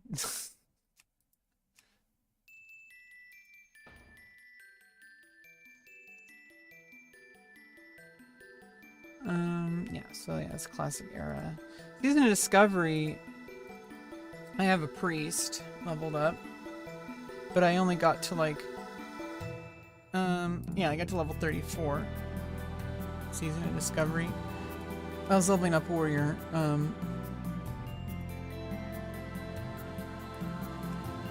I also had a paladin going up. Rebecca Nukes. As opposed to my mage. My human mage is called Mage. My gnome would be called Nukes. And Henge or Henge, depending on what your mood is. Henge because you change shit like Japanese. But also Henge for druid, like Stonehenge. Which apparently people talk about Stonehenge being like, you know, something about the druids. Don't quote me on that. But I'm pretty sure. Pretty sure. Yeah, let's jump on warrior.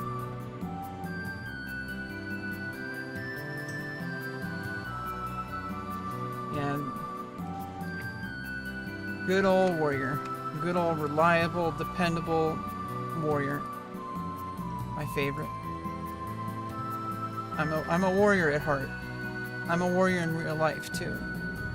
It's how I live. I put my all for the, you know, for the benefit of, you know, doing what needs to be done. Like that's the life of a warrior. Doing what needs to be done. rebeccaloran is now live, streaming World of Warcraft, Nightslayer, World of Warcraft Classic TBC prep. Yeah, I guess the stream went out on Twitch. I don't know what's going on with that. Do I need to lower the lower the bitrate? Let's just lower the bitrate to 5,000. I think at 6,000 it's cutting out a lot. Or maybe it's completely unrelated.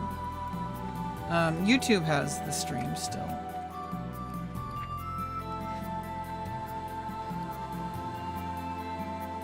Oh, my Demon Slain didn't sell. Let's just post it up again.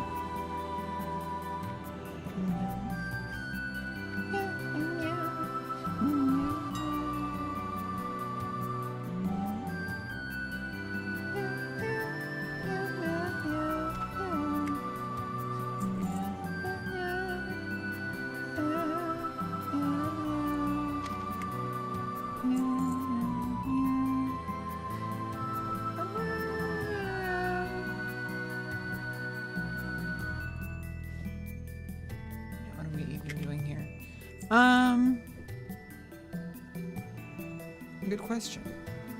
I just hit level 55. Where was I questing? I have some stuff to turn in still. Okay, let's get ourselves to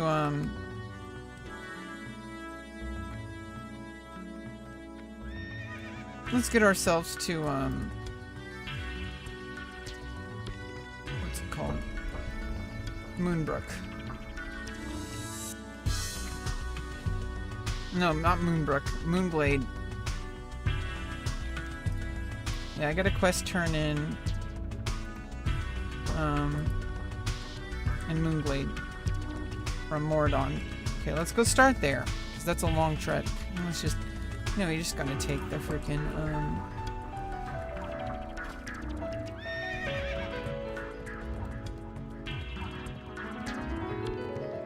flight path.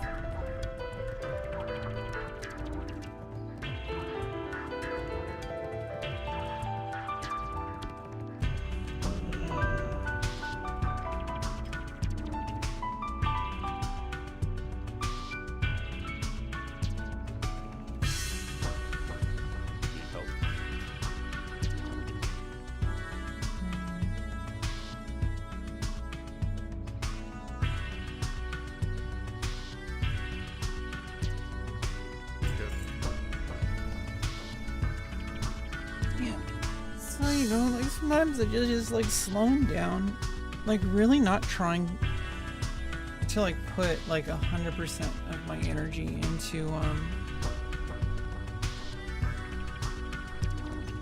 constantly having to prove myself. Like that's like one of the things that I've had to like really slow down on. It's one of the things that even after like streaming, you know, even to like 1 or 2 viewers for the past 6 years. Mostly I'm doing this for myself. And even practicing that, it's built a lot of resilience inside of me, but also, even when I'm talking to nobody, it feels like you're on camera. Because you are. And it's like a psychological thing that I don't think there's any way to do it but to do it. I'm getting there where I can just feel like obviously every time you're performing, even if you're not fully committed to, like, you are fully committed, like, to performing, even when you're not.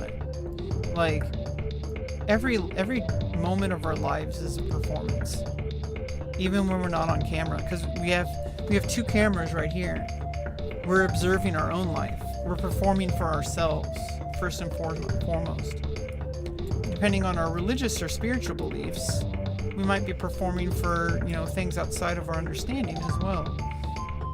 But also, we're performing for others, which is, no matter how you slice it, there is something to spirituality. I'm a very spiritual person.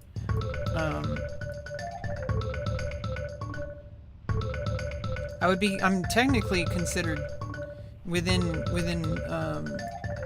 like native cultures, I would be considered two-spirit, because I'm a trans woman who's gone through surgeries. That's a very spiritual endeavor, according to some beliefs. And I do hold some of that, where it's like, hey, like, every person in this planet, in this universe, we got something driving us. And we don't necessarily know what that is, but it still affects us. And I feel like that's really, like, there's this element of spirituality that exists inside all of us.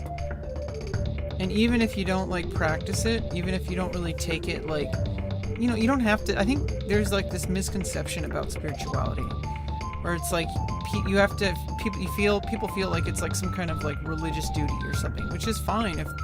I think religion is more of like a practice, whereas spirituality is an existence.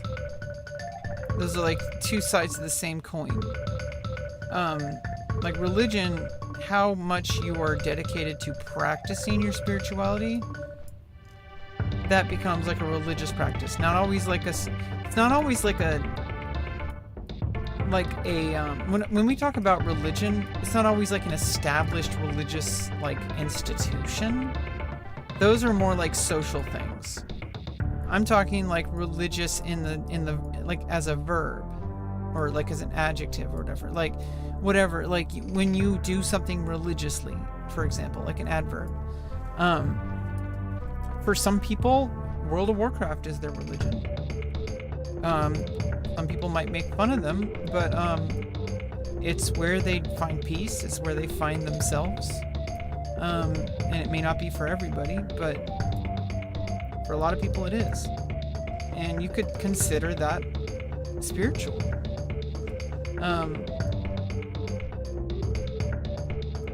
It doesn't really particularly matter to anyone but the individual. So I do feel like we are always observing ourselves, at the very least.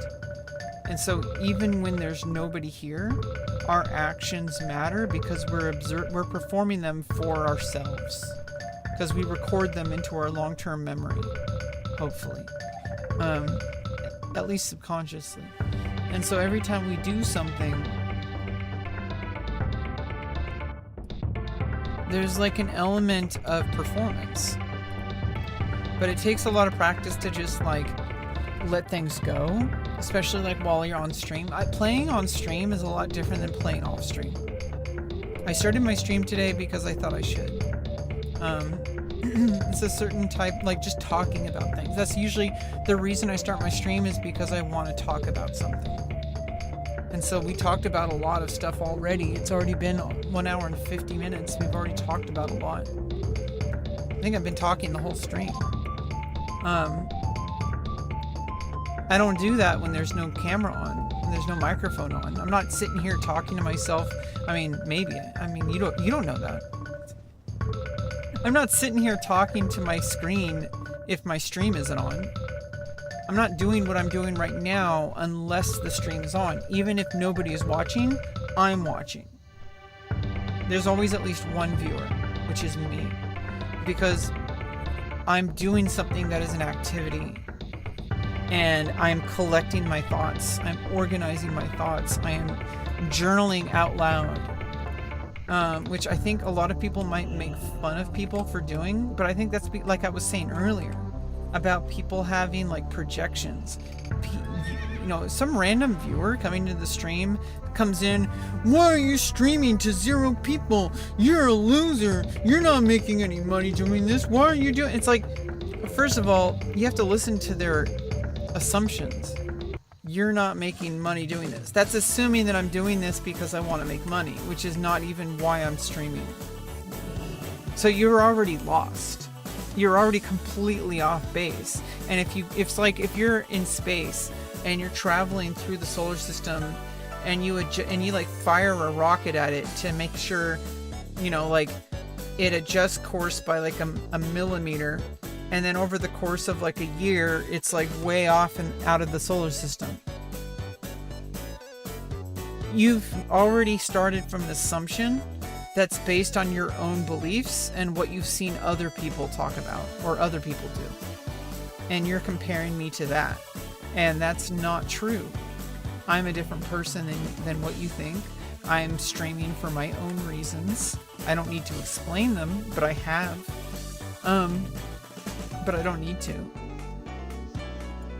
And it's helped me get through a lot. It helped me get the most important surgeries I've ever had to have in my life. It got me through it, and it's getting me through these tough times now where I'm about to have like a significant evolution in my life pretty soon.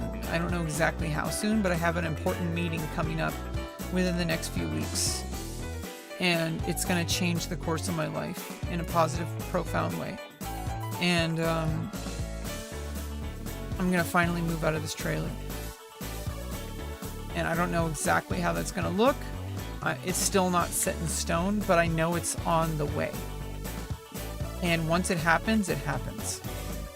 And we can go from there. But the reason the reason I'm streaming right now is because it's helping me build a resilience that's keeping me going. It got me through my surgeries over these past like 6 years. I got 3 different surgeries. It took 2 years of waiting, and then another 2 years of being on a wait list once I was done waiting. So it's like 4 years of waiting, and then it got delayed. So it took a total of 5 years once I actually got started. It took a total from knowing when I needed the surgery to actually getting the surgery. It took 18 fucking years. 18 years of my life. 5 of those completely 100% dedicated to making it happen. So it wasn't that it took 18 years, it's that I was like putting it off for 13 years and then dedicating myself for 5 years. What can I do for you? That's what happened. And once I learned that, I don't think there's ever any going back. Like in any instance of my life, I know for a fact that things aren't just going to happen. You have to put in the work. You have to actually, and it's not like a lot of work sometimes. It's just like you have to actually make deliberate actions. It's not just going to happen. Because in order to get those surgeries to happen, I had to actually put my foot down and go through the process. I had to really fight for myself. It didn't just happen because I asked for it. It happened because I worked for it. And once I learned that, like, well, now, if I, maybe I can calm down. I'm in like kind of like I need to calm down a bit. Like, I need to actually get to a point where I can like treat things as more long-term and not constantly being on edge, because getting the surgery in the first place was really on edge. And now that I've done it, I feel like everything else is kind of like a little bit, like the living situation thing is pretty bad. But it's going to be changed, and when it changes, I think things are going to get like a lot simpler from there. And then it's not easy, but simpler. It's going to be like, how do I build my relationships? How do I build my career? How do I secure my financial stability, my financial life to a place of growth? Those are important things. But once I get the housing situated, I had already gotten the surgery situated, so that's already done. That was the most crucial one. Now I have the other one that's slowly killing me. And, they were both slowly killing me. One was worse than the other. housing situation's pretty bad, but gender dysphoria is probably the worst thing I've ever had to feel in my entire life.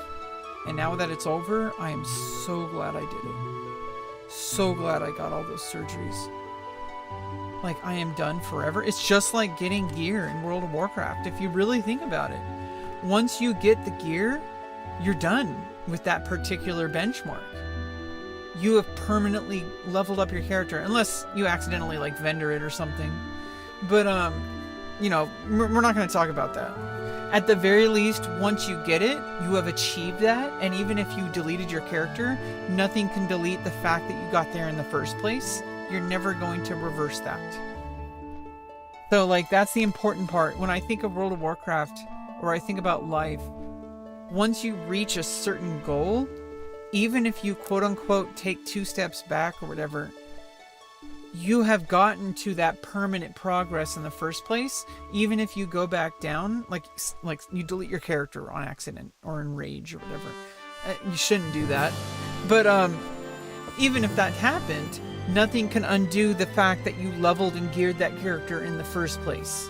You got there, nothing can undo that. It's permanent. You made that progress. And that's how I think about life. I made my surgeries happen. I will never have to live with that particular element of my life ever again. For better or for worse, mostly for better. I don't really think there's any downside to it. There's some, you know, realities and responsibilities that come with it. Like, yeah, I have medical responsibilities that I probably shouldn't really get into too much on the stream, but, you know, I'm a vagina owner now. So now I have to, you know, for having a neo-vagina, you have to, you know, there's certain, you know, requirements that, you know, people with natal vaginas don't have to do, you know, but I also don't get periods. So, it's trade-off. Like, I have to dilate or it starts to tighten up and like close up. Not really like close up, but like it tightens. And if it tightens up too much, I would have to go like a very long time without dilating for this to happen, but if it tightens up too much, I have to actually go back to the doctor. And I have to actually get it like fixed. Which is not something I want to do.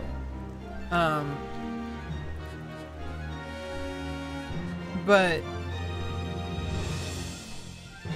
you know, like, that's just long-term support. That's not like a big giant surgery that I have to do. That's just like basic, okay, this is the reality of, you know, this is the price you have to pay. And it's not really that steep of a price. It's just like everybody has to like take care of their health, you know, like it's just no different than how it was before, except now I feel good about my body and I love myself. So, you know, there's no like downside. Now there are some dangers like socially, because I'm a trans woman and because I got surgeries, there are social deficits from that are probably permanent, but like that's something that could be like, that's a challenge. It's not insurmountable. It might be extremely challenging, but it's like, there are things I can do. First of all, stop caring. That's like number one. Because I'm happy. And there are a lot of people who are on my side. And I need to find those people. There's going to be a lot of people who don't like me. But you're never going to please everybody. You're not. You're never going to please everybody. So how is that any different than anybody else? It's not any much different for me than it is for anybody else. It might feel that way because it's like, oh, because, you know, being trans is like hyper politicized right now. But if you really get right down to it, it's not really that different from anything else that people go through in life. It's just a very different set of specific scenarios. But everybody has a set of specific scenarios. I think it's all in your mind.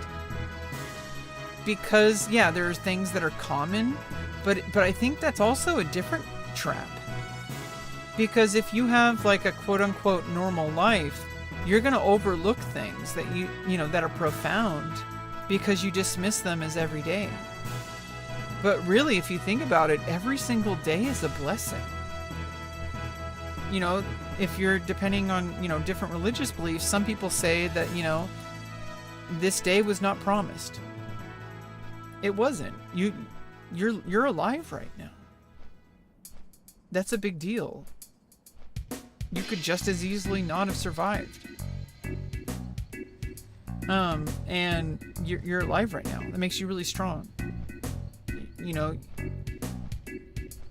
And you can feel whatever responsibility you want or whatever. People say, oh, don't squander your life. It's your life. It's nobody else's. They don't have to live your life.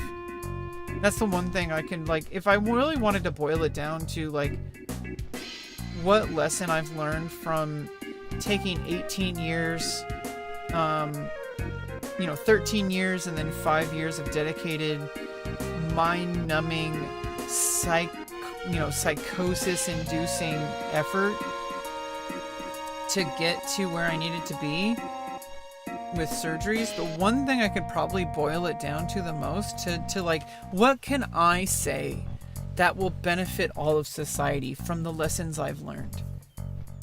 It's do what you fucking need to do.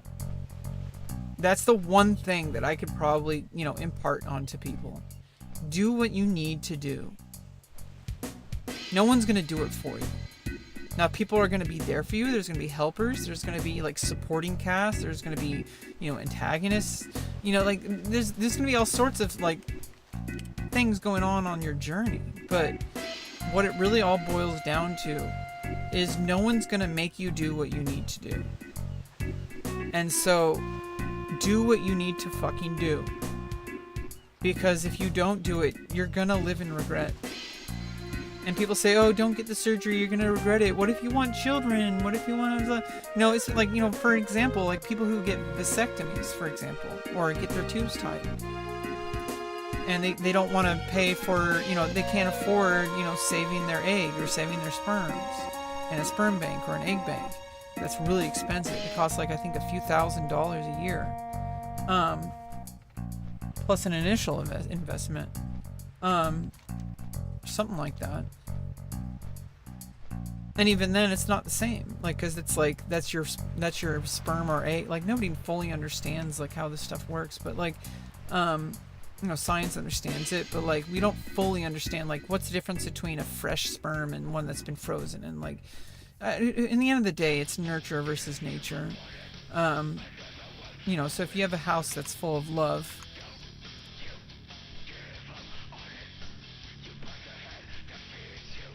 Yeah, so, I think in the end of the day, when it comes down to it,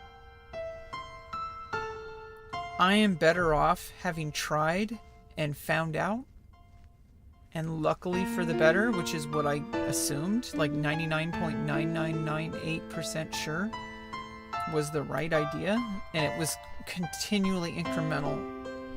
It was not overnight. I didn't just show up and ask for the surgery and they do it. That's not how it works. It's an increment. It's painful. In fact, you want it to go faster, but the doctors are holding you back because they know what's best for you. There's tried and true, and it's not perfect. It could always be better. They want to help you, but in order to do that, it takes incremental steps. And, you don't just ask for a surgery and get it. That would be kind of scary if that were the case. Because what if somebody truly regretted it? But there are steps to take, and the fact that you're taking the steps is what matters. And it's painful. I don't think there's any shortcuts for anything. But what I learned specifically through my specific trial was that nothing in life has shortcuts, and you want it to go faster, but if it did happen faster, it's not what you really need. I was not equipped to go through my surgeries when I was in my early 20s. Even if I had all the resources I had, the time that I actually got it to happen, I was not mentally equipped. I was not ready. Now, some people are. I wasn't. I was a different person back then. It would have been a little bit better if there was more support, if I had better, if the medical system knew more, if they knew then what they knew now. but that wasn't the case back then, 18 years ago. It was trans medicine was very different back then, and it's constantly changing, and it's getting better. And unfortunately, you know, there is no guarantee in life, but at some point you have to make a decision. Do you commit to it or do you not commit to it? You have to answer that question. And sometimes, you know, you're going to regret the decision. I regretted the decision of giving up. Just like people say, oh, you're going to regret the surgery. What about the regret of not having the surgery? That's also a regret, right? Do I want to be 90, 100 years old and say, oh, I wish I got that surgery when I was younger? Oh, how much I would have experienced life if I had that surgery. Like, well, I don't want to be living like that. I don't want to be like, I did everything that I tried, and it may have been challenging. I may not have gotten everything I wanted, but at least I fucking tried. You know?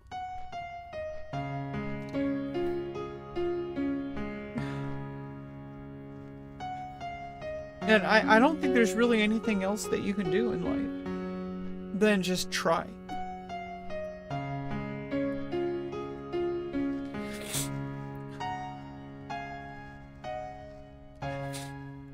Yeah, that's basically... Yeah, sorry, I'm trying to hold myself together. Don't want to ruin the vibes here. But, you know, feel the emotion and then move on, you know?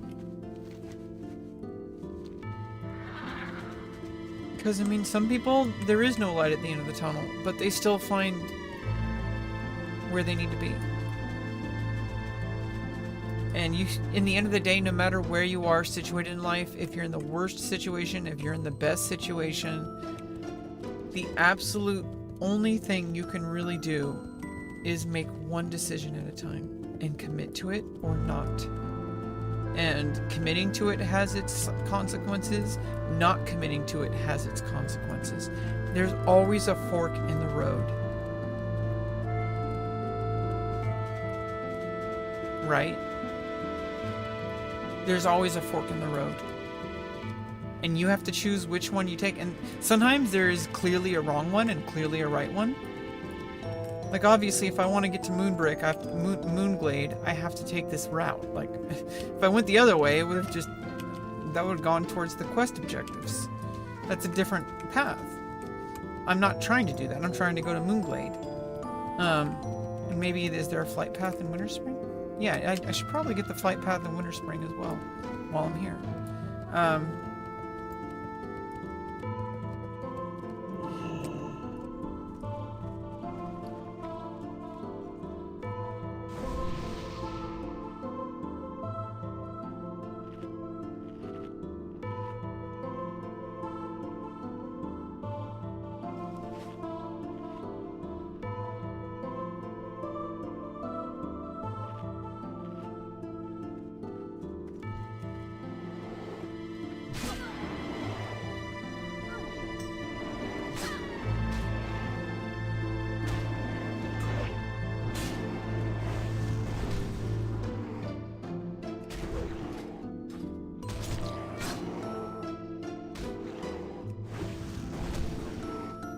And probably need to get some polearm skill ups, hopefully.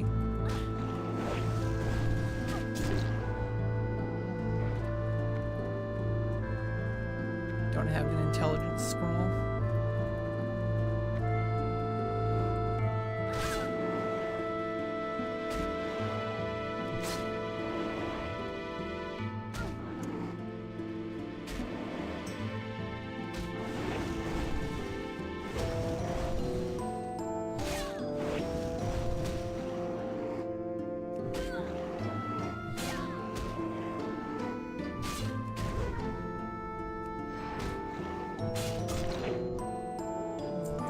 These aren't skinnable.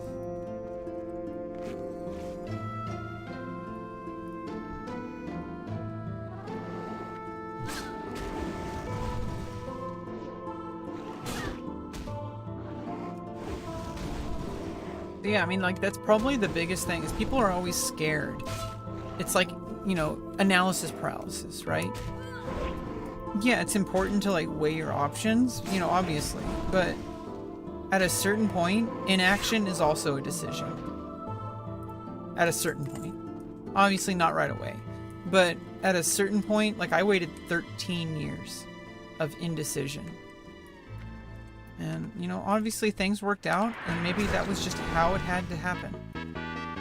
Maybe there was no going around it. Maybe it just sucked, and I just had to suffer it. But, you know, you'll never know that. It's easy to say things, you know, hindsight is 20/20, right? It's easy to say, oh, this would have worked out if I did this. It's like, well, you only worked with what knowledge you had at the time. You had no way of knowing what would or wouldn't have happened. So you have to just make decisions and hope for the best. And hopefully you make, you know, important decisions very carefully, but that's obviously going to happen. You have plenty of chances to do that. Especially with what I did, which, you know, a lot of people are very misinformed about transgender medicine. There are so many roadblocks. You cannot make this happen willy-nilly. You are, even with everything greenlit, you are going to have years of time to weigh your options. It's just a natural just consequence of what it takes to get this to happen.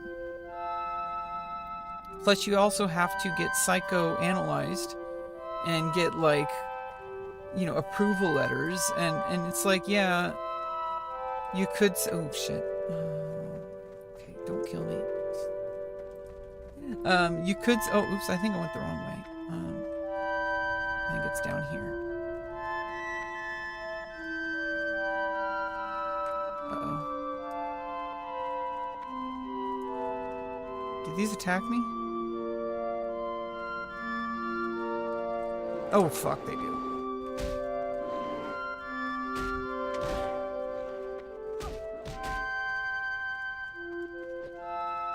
How do I get to Moonglade?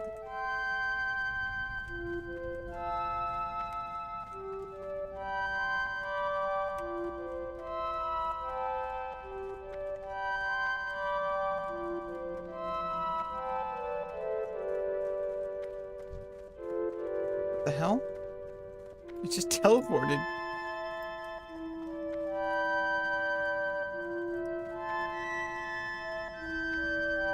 How the hell do I get to Moonglade? Do I have to go to Winter Spring first?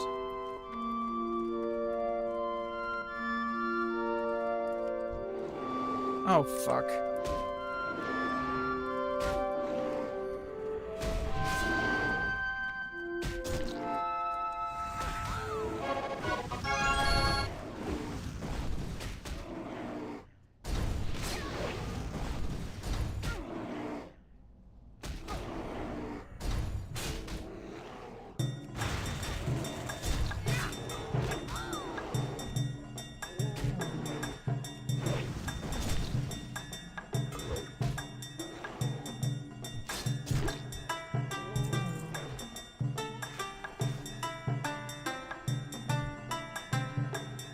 Well, whichever way we end up going, if I go to Winter Spring, I could always just get the flight path first, and then we could figure out how to get to Moonbrook. I mean, Moonblade, not Moonbrook. Moonbrook. We're not trying to get to Westfall. Moonglade.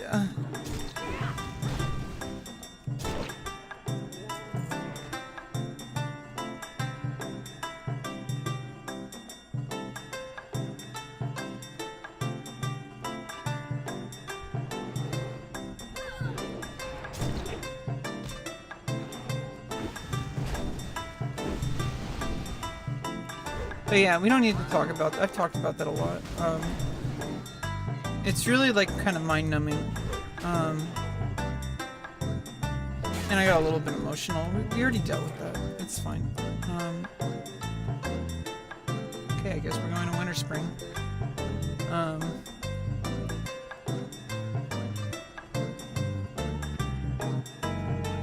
Let's get the flight path.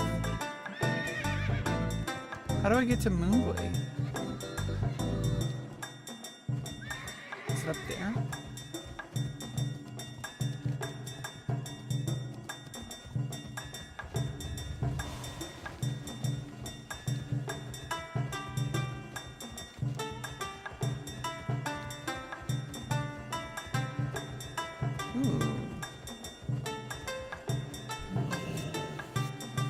skins.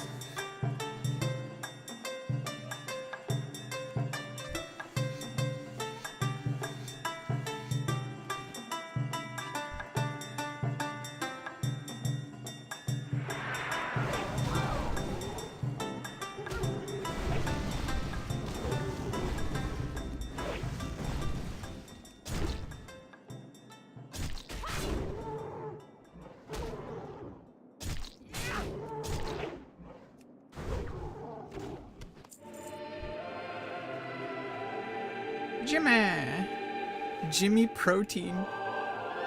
Jimmy Creatine. Jimmy on the creatine. Nice, free skins.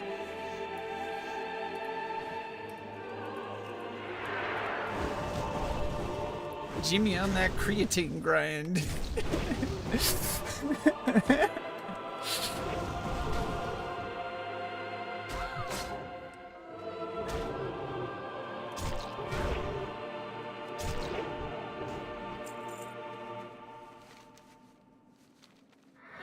So I have been, oh, it's the death music. I have been here before, but in a different expansion, like Wrath of the Lich King. And I think probably Miss Pandaria, I'm not sure. I actually don't really remember. I don't think I went to Winter Spring during Miss Pandaria.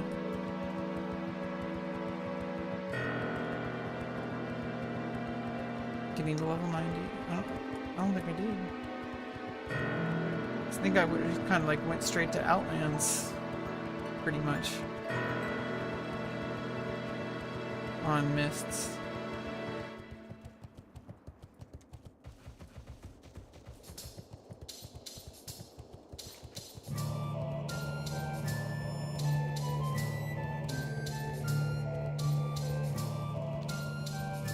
But I do remember this zone.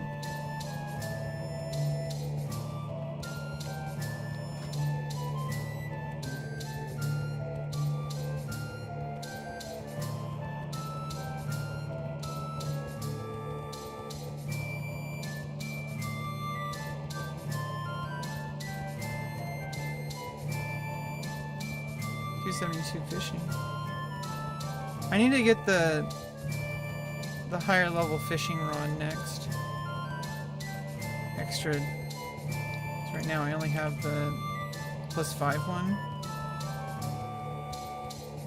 I can get the +25. 25. You know it's better than it's better than 24. 25. Okay.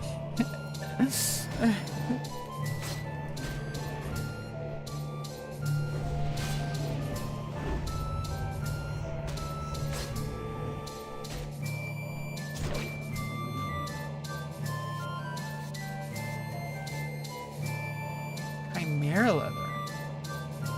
It's good vendor, I guess.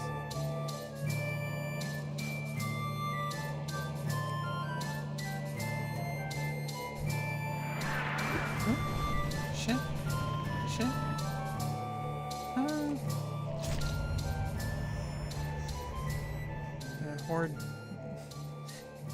must have not been worth their time.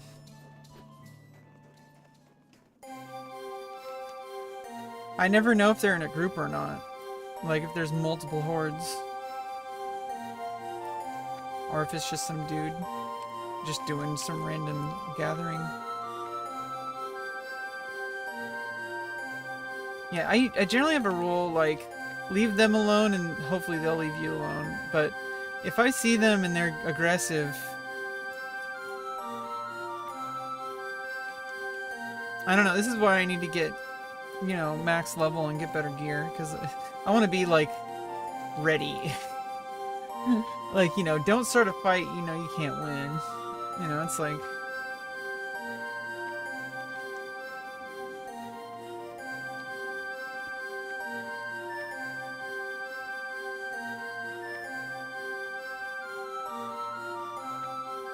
Did I call it Winterfell? I meant Winter Spring.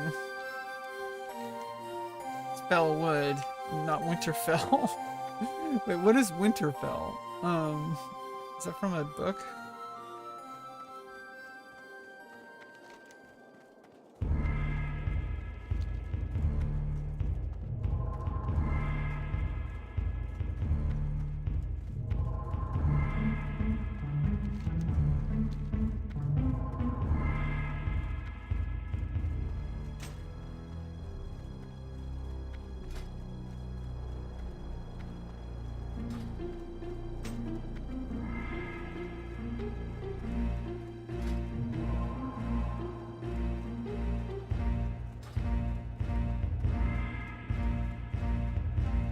Why am I running? What the hell? Oh, because I was still running from that freaking that worm.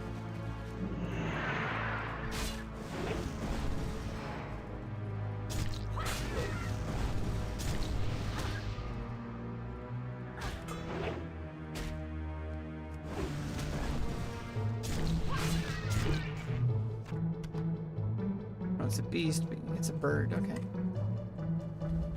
Not every beast can be skinned.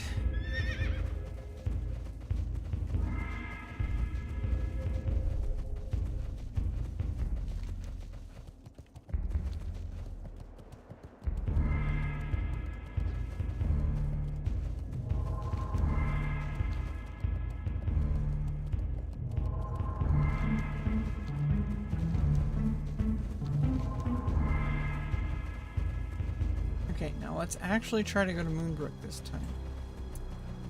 Moonglade! Not ready for this quest hub. Gotta clear out my quest log. Oh, this is kind of like Gadgetzan. Which also kind of reminds me of the place in Xenogears. In the sand. Not Ava. Or maybe Ava.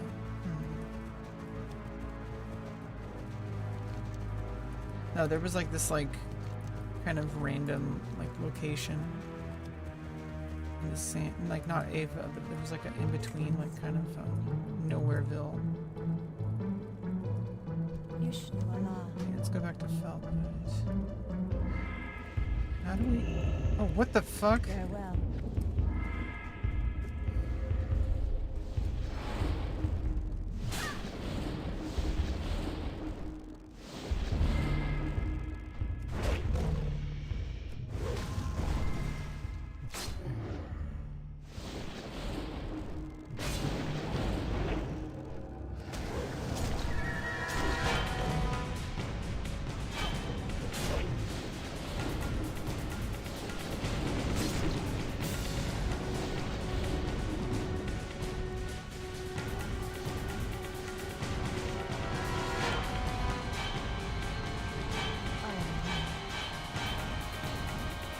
Okay, we need to figure out how to get to Moonglade.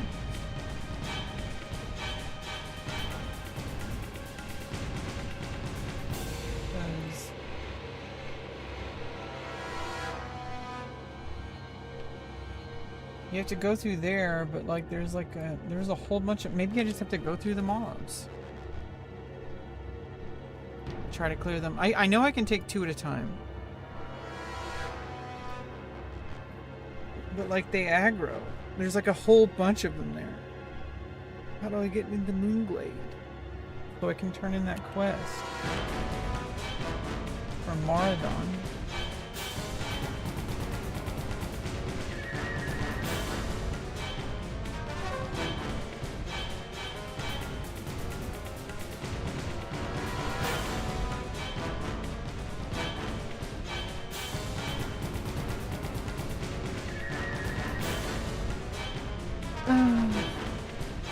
Figured out.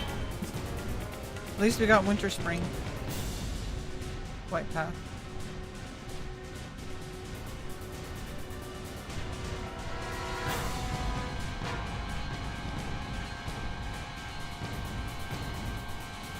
There's no like entrance from over here. I'm pretty sure it's just inside that little cave.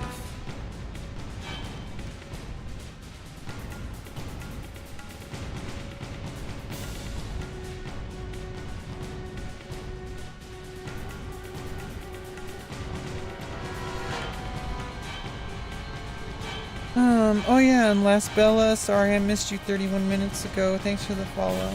Yeah, sorry, I don't always pay attention to my alerts. Sorry about that.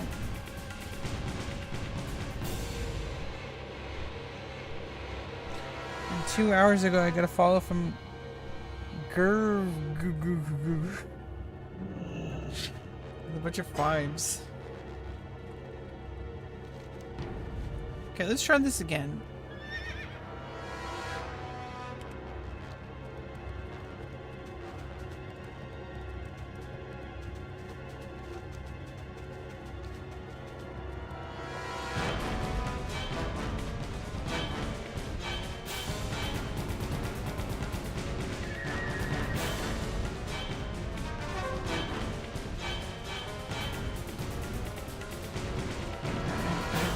into Enraged now, right?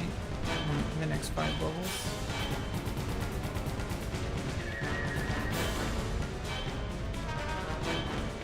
I think at 60 I respec arms for PvP, which has Impale in it. We'll figure it out.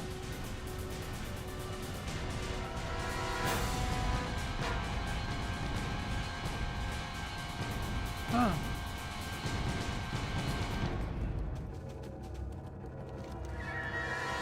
I mean, we got plenty of time for level 60.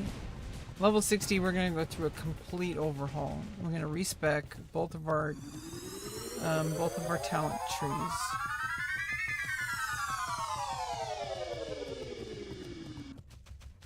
Well, you know, it's interesting how I default to saying our or and us, because it's like me and my character. First of all, it's like me and her, like she's another version of me.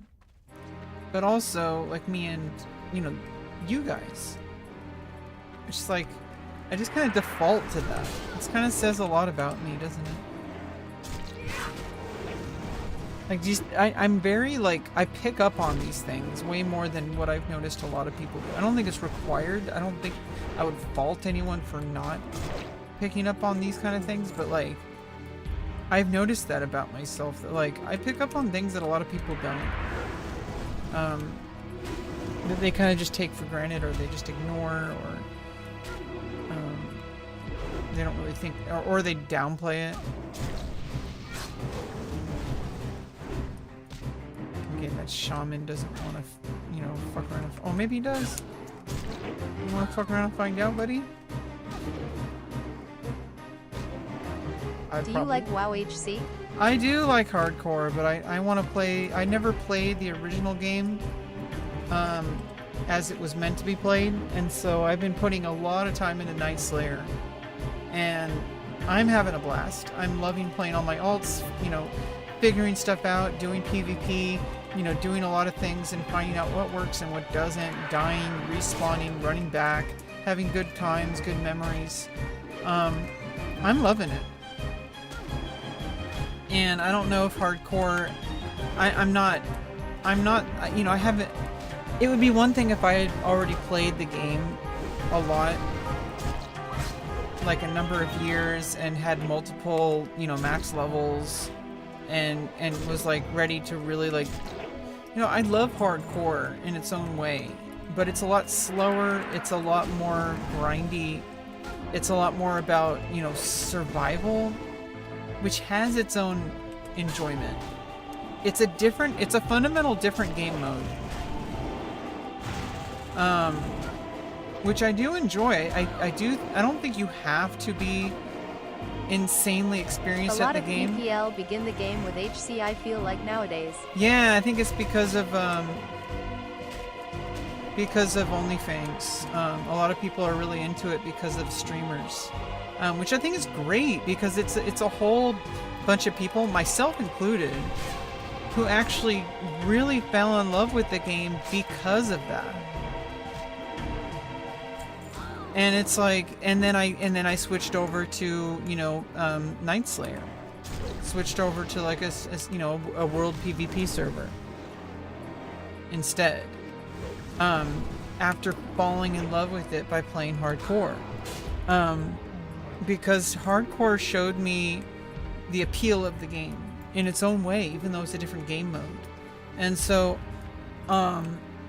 I really don't think there's anything wrong with playing hardcore. I think it's just, you have to understand it's fundamentally different. Okay, how do I actually, do I just go for it? Oh, fuck.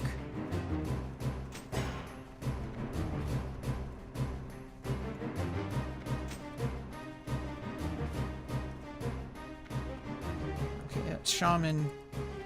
See, I need a level engineering. That would have helped if, you know, there wasn't some shaman that did that. I need like test dummies or whatever, training dummies.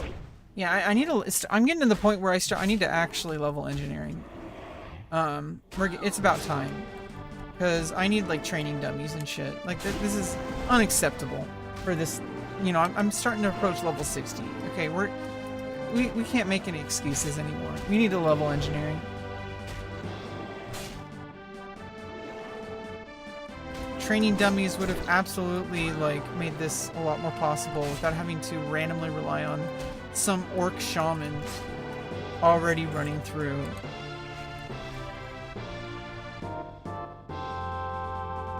Ooh, and I got that rash. I need to start carrying consumes for like, what are their first aids? I don't even have, I mean, there's anti-venom. Are there consumes to get rid of diseases? Like, I need shit like that at all times. At all times! I think I go home to Scarlet every night! Forget about it. Now take my arm. Other arm. My other arm.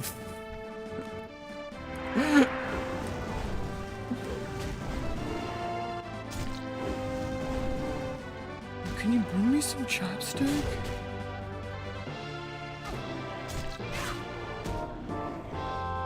Dang it!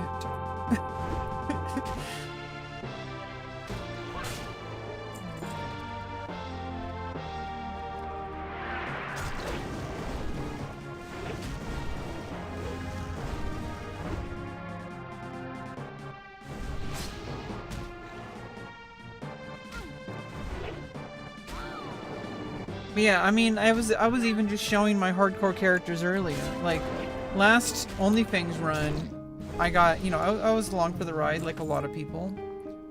Am I able to send these to my rogue?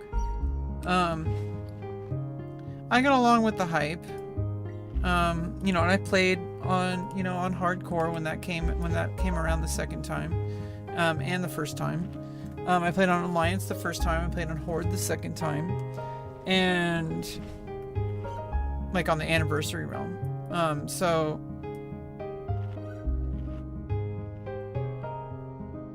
like I did enjoy the process, and learning how fun the game can be in the different version. Like, the game is what you make it. That's what I really love about the game. Even if you play hardcore, if you do PvP, if you do world PvP, if you do, like, you know, if you do different kinds of, you know, different kinds of things, like you can do raids, like you can do, you know, dungeons. There's going to be like heroic, you know, PvE, like, you know, trying to min-max everything, trying to speed run things. Like, there's something for everybody. And what I like about hardcore is that even when you create your, like, a really, like, kind of arbitrary challenge, like hardcore mode, or even ultra hardcore mode that some people are doing, when you start doing that, the game is still very enjoyable and it fundamentally changes the experience. But if that's what you're looking for, then it's definitely enjoyable. And I love that about this game, that no matter what you do to create challenges for yourself, there's something for everybody. And I really like that about this game. But I was actually kind of just explaining earlier that there's only so much finite amount of time, and if I want to really get the authentic experience of the game, I'm gonna have to dedicate myself to Nightslayer, and just kind of put my foot down about that. I can't be playing hardcore, getting to level 20 and then dying, and then getting to level 20 and then dying, and like I need to actually dedicate myself to a full max level trial and error PvP enabled experience. I really want that. And it's not for everyone, because, you know, some people, they're, you know, that The thing that I like is, like, when you team up with people, the bond can be stronger cause they can die the next day. yeah, that's actually a huge part of it. Like, that's like the major appeal of hardcore, is the community aspect. Because that doesn't, your character may die, but the people that you play with, you're gonna roll different characters together over a long time. It's about the journey. Now that's different though. That's not about the game. That's like about life. And I feel like, yeah, that's good. But I also, that being said, I want to actually experience the game as it was originally meant to played, even though we're playing on anniversary and there's some quality of life adjustments, there's layering, there's, you know, I think they have shards. I don't know if they have shards enabled, but they have layering. They have the group finder. They have dual spec. When, you know, way before it would have normally been. And I think those are good things. I think some people might say, oh, it's not authentic, whatever. Well, you know, you can play the vanilla era, which are still not as authentic to the original release. But either way, let's not go crazy here. I think this is the way the game like should have been when it was first released, because they learned from all the data and they added some quality of life things. Some people are going to be upset about it, but I think it benefits the most amount of people, especially people like me who are just now playing the game. I think having some quality of life stuff makes things a lot more enjoyable.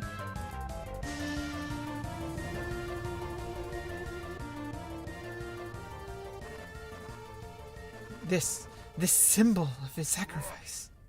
This, the day of my daughter's wedding.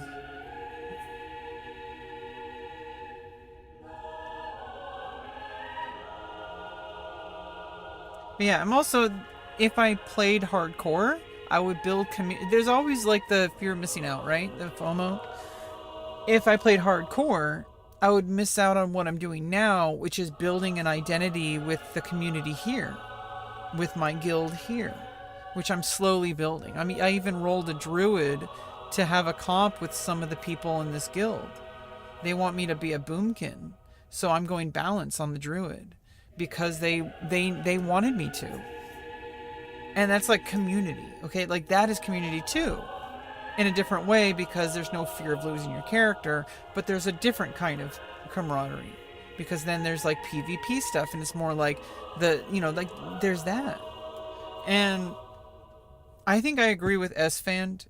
You know, I think he even said this literally as a response to my chat message. And he said this to multiple people. But, you know, it's not just about me. But S-Fan TV, a streamer who is a huge part of advocating for the actual release of Classic in the first place. It wasn't just one person. It was a community-led event in response to Warlords of Draenor.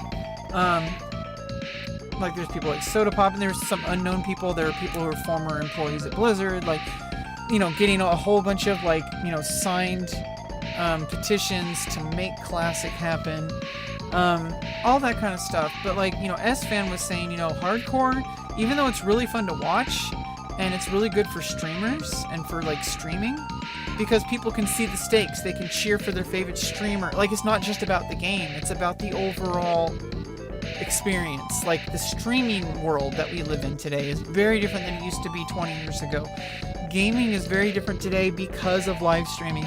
So stuff like Twitch and YouTube, getting clips, getting fun moments, those are all part of it. But if you truly want to experience what the game is for itself, I think Nightslayer is the place to be. Which is where I want to be, because I want to learn this game and play this game, the game that everybody has fallen in love with these past 20 years. I want to feel that.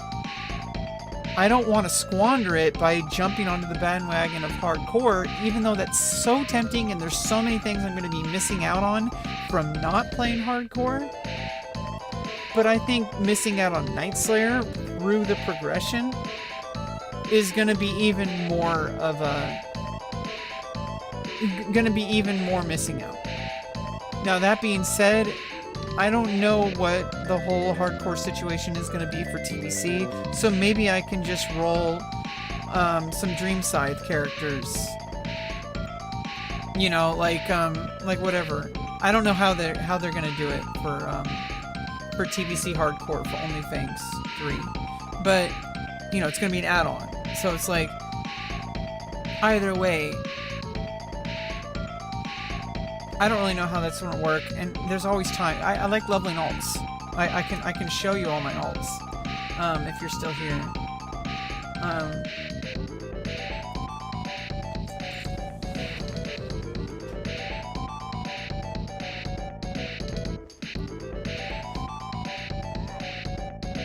Oh, let me just hearth. I need to get back anyway.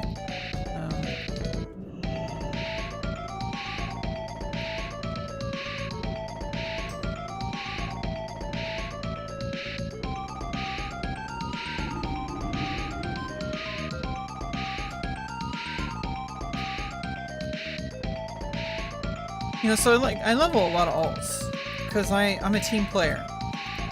You know, I'm probably not gonna level Hunter. This is a placeholder for my Shaman. Probably not really ever gonna play Hunter, but we'll never know. Who knows? What if there's somebody who wants somebody to level up with, and they're level 1? I jump on at level 3, whatever. You know, but I leveled up a Druid specifically because somebody wanted me to go balance as a boomkin. I even got like a nature damage staff and arcane wrists, I think, or back, arcane back, I'm not sure. And I even got minor speed improvement on the feet, on the white feet, until I can get level like higher, you know, like a blue to enchant. I'm just gonna use some white feet until I can get a blue to enchant. You know, I got my mage locked in with my brother because I play with him. He doesn't play very often, and so when he logs in, it's usually off stream because I'm usually like, you know, hanging out with him, like talking to him, and he, you know, it's more private. So you know, I play mage. You know, probably gonna be pretty locked in with my brother until higher levels when it doesn't, you know, that's gonna be a little different. Like max level especially. Rogue, I just completely twinked out, you know, yesterday. Got my 2 Crusaders, got my 2 Cruel Barbs with Fiery. I have like best in slot, like Feet of the Lynx with movement speed. My Enchanter friend gave me like 100 HP on the chest and like wrists, like you know, 7 stamina, and on gloves 7 agility. Paladin is in reserve for probably after I, you know, get my warrior situated at max level on TBC, to have a second tank, because tank, you know, Paladin's like the best tank in TBC apparently. Warlock, that's kind of more for utility and for, you know, some kind of AoE cleaves and stuff, and some fun stuff down the line. And I have my main healer, my priest, but also for PvP and such. And warrior and main tank and, you know, DPS options down the line. So, you know, I got stuff going, you know, so it's like I could probably fit some hardcore in there. But I don't want to dedicate my full play experience to hardcore, because if I did that, I haven't even gotten to max level in the normal game. I'm only level 55. So why would I go into hardcore and miss out on the most exciting time to be playing WoW right now is going to be in the Burning Crusade. And yeah, if they're going to be doing hardcore Burning Crusade, well then I'm going to miss out on the regular Burning Crusade. I want to dedicate the most time to getting my regular characters and spending time with that guild. And yeah, things are always dynamic, things change, but like I really want to dedicate myself to truly experiencing the game as it was intended to play. And hardcore is kind of like a little silly, and you know, in my opinion, it's kind of a little silly. Oh, I have some also. For Wrath of the Lich King, I got my, you know, I got my Death Knight prepared, and I guess I have both 2 Death Knights prepared. I guess I got like a blood Death Knight and a DPS Death Knight. I don't know. And it's probably going to be a very long time on Nightslayer before we get to Panda Okay. So, yeah, most likely we're just, sticking over here. These are just reserves for way down the line. Years. We don't need to worry about that. Yeah. I think I think I'm actually done with stream for now. I think we had a pretty good stream.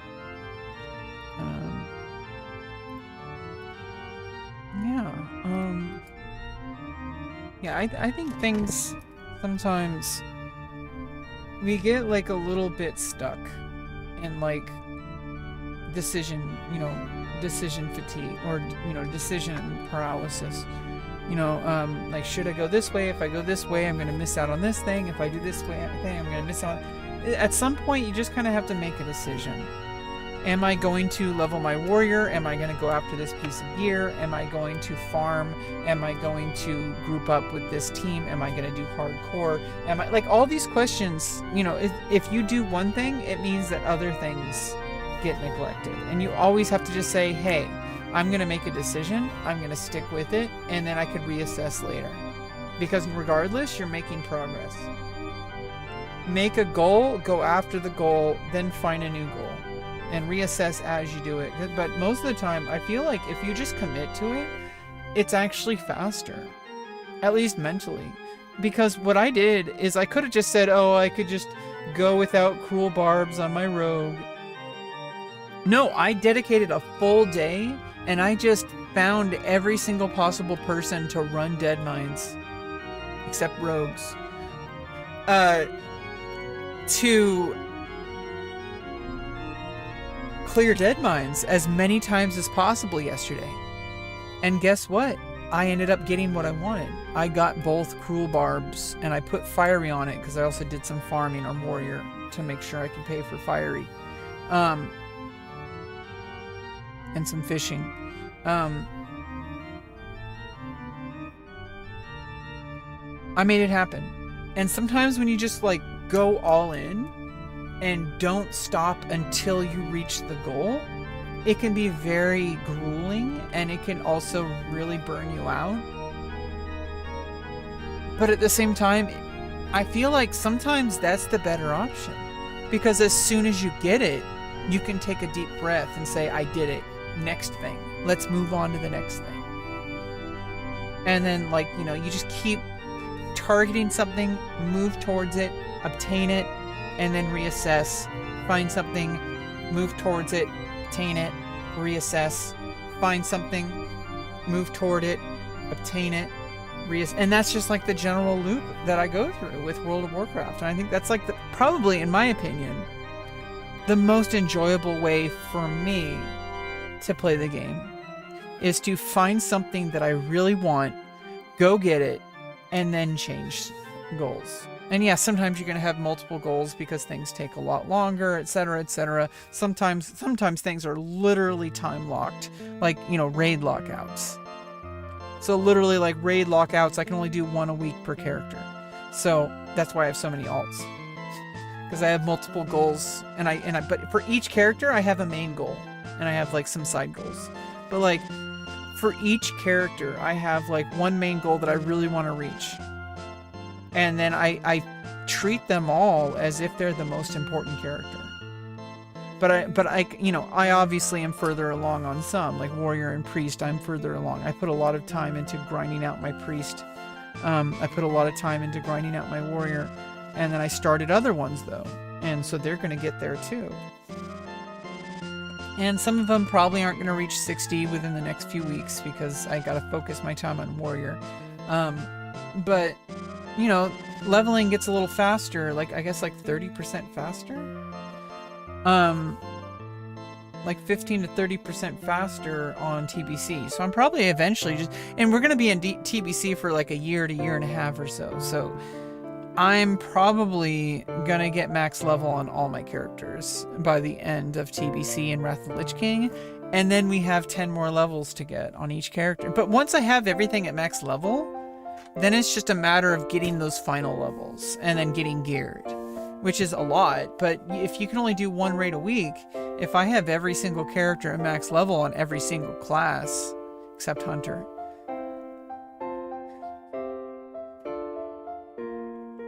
No love for hunters. You know, I can find a hunter friend. I don't need to level hunter. Okay, I had to pick between druid or hunter, and I picked druid. Okay. I was like, I cannot, I'm stretching myself too thin. I can't level hunter. Probably not going to be able to level shaman either. But I'm probably going to level up to 35 or whatever level is going to be maxed by the time, because they increase whatever level you need to get max level in jewel crafting. Because jewel crafting is going to be a thing. So I'm going to make my shaman at least get to the level I need to cap out jewel crafting. You know, so like that's going to be a thing. But, you know, I'm not really going to fully be able to dedicate myself to every single character. I'm going to have to choose which ones I'm going to prioritize for gearing at max level. But at the same time, since you can only do one raid a week per character, unless I get a situation where it's like with the guild, and like I could lot on items that I could then trade with my other characters. I don't know how that works, because I know you have time to trade the items. I don't know if you can mailbox them, but I think you can trade them. So I could like have the guild leader trade me items on my separate characters. If I run if I'm trying to, like, if I'm running a, like, what if I'm healing a raid, right? But I'm trying to get an item for my warrior. But I'm healing the raid. But because I already did a raid on warrior and now I'm healing, I might be able to work out with the guild leader, hey, like, I need that item for warrior, so I'm not going to lot on any items for priest. And then I'm going to get the items on warrior, keep my warrior outside of the instance, log out, trade with the guild leader, or I guess just Hearthstone and trade at Stormwind, whatever. Like the guild leader will just literally just go to Stormwind, trade me the item, and then I'll have the item on war. That's why I'm leveling so many alts. That's how you get geared. Organizing. Community. That's what I'm going for. I'm a mad woman, okay? You have no idea how much I want this gear. I will go to any length. I will play 7 characters and raid every day to get my gear. Anyway, not that hyper, okay, but I am impassioned. Pretty intense. Anyway, okay. Yeah, I think today was a pretty good stream, and yeah, it seemed like this is good for you. It's like stretches out. I think today went pretty well, and I think I talked about a few important things, and I think sometimes, like, it's easy to forget, especially during the holidays. I have a really hard time during the holidays. I have a lot of trauma that has happened during the holidays, family related, I don't want to get into, but also like just medical related. My surgery process, you know, it's been a rough 6 years. It took me 5 years to get the surgery, so that meant that like 4 of those years, or 5 of those years, were spent going through the holidays without having it happen. And I got both my facial surgery and my vaginoplasty delayed during the holidays, because it was normally going to happen after Thanksgiving. Both of them were, but they both got canceled and then rescheduled later to like the end of March. And that happened for twice in a row. So it's like I thought that it was already, like, you know, I already experienced it once with the facial surgery, and then the facial surgery happened, and then I'm like, okay, cool.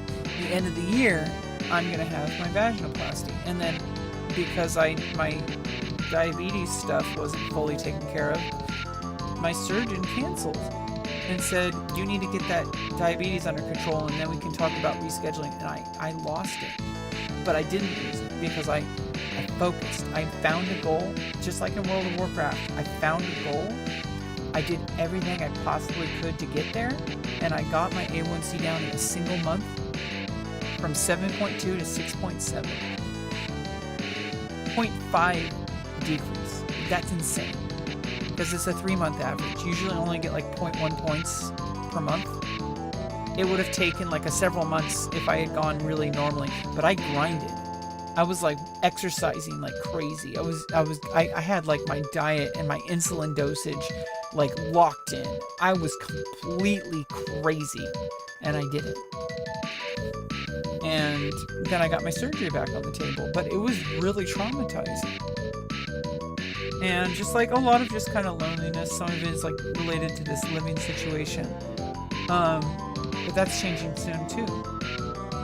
So hopefully this is the last Christmas I have to spend here in the trailer. Things could be worse. I'm not going to say this is the worst it could be. Things could be a lot worse, trust me. But it definitely doesn't have to be. It shouldn't be like this. This is not right. This is not right. And we're working on it. I got a team of people. I worked really hard to get these resources. You know, sometimes you can't do everything on your own. Sometimes you need to group up with people to complete the quest. And I had to suck it up and accept that I needed help. And I did. And I'm getting the help. And I have special resources that a lot of people don't have, even when they need them. I worked really hard to advocate for myself to get them. And I was told by my case manager, you're doing all the right things, because people who advocate for themselves the way that you are usually get helped a lot faster than those who don't. It's putting me through a lot of stress. But like I said, sometimes, like I grinded Dead Mines all day yesterday, and I got what I wanted. I got the 2 cruel barbs. So I got it because I put in the grind. So sometimes when you do the work, yeah, it's stressful, but at least you're done and you can move on to the next thing. And maybe the next thing doesn't have to be as intense. Maybe you can slow down on the next thing. That's kind of what I've been kind of learning about life. Anyway, Merry Christmas, everybody. Happy Hanukkah, Happy New Year, Happy Holidays, Happy Kwanzaa. You don't know anybody who celebrates that. I don't think everything works the same way Christmas does. Not even everybody, like, it's just, everybody's different, and holidays are different, and like they have different meanings. Like Hanukkah is very different than Christmas. I'm not really like religious. I'm not Christian. I'm not Catholic. I'm not Jewish. I do feel like I'm kind of like spiritually like Kabbalah, because I have changed my entire body. That's like Hebrew mysticism. Like, and my name's Rebecca, which is a Hebrew name. So yeah, kind of like I guess I'm kind of like Jewish in spirit, like mystic. I'm mystic, like Kabbalah. Yeah, I'm like Jewish mystic. I'm not like Jewish religion. I'm like Jewish mystic. It's like a little different because I'm trans. Anyway, bye bye, ciao ciao, l'chaim.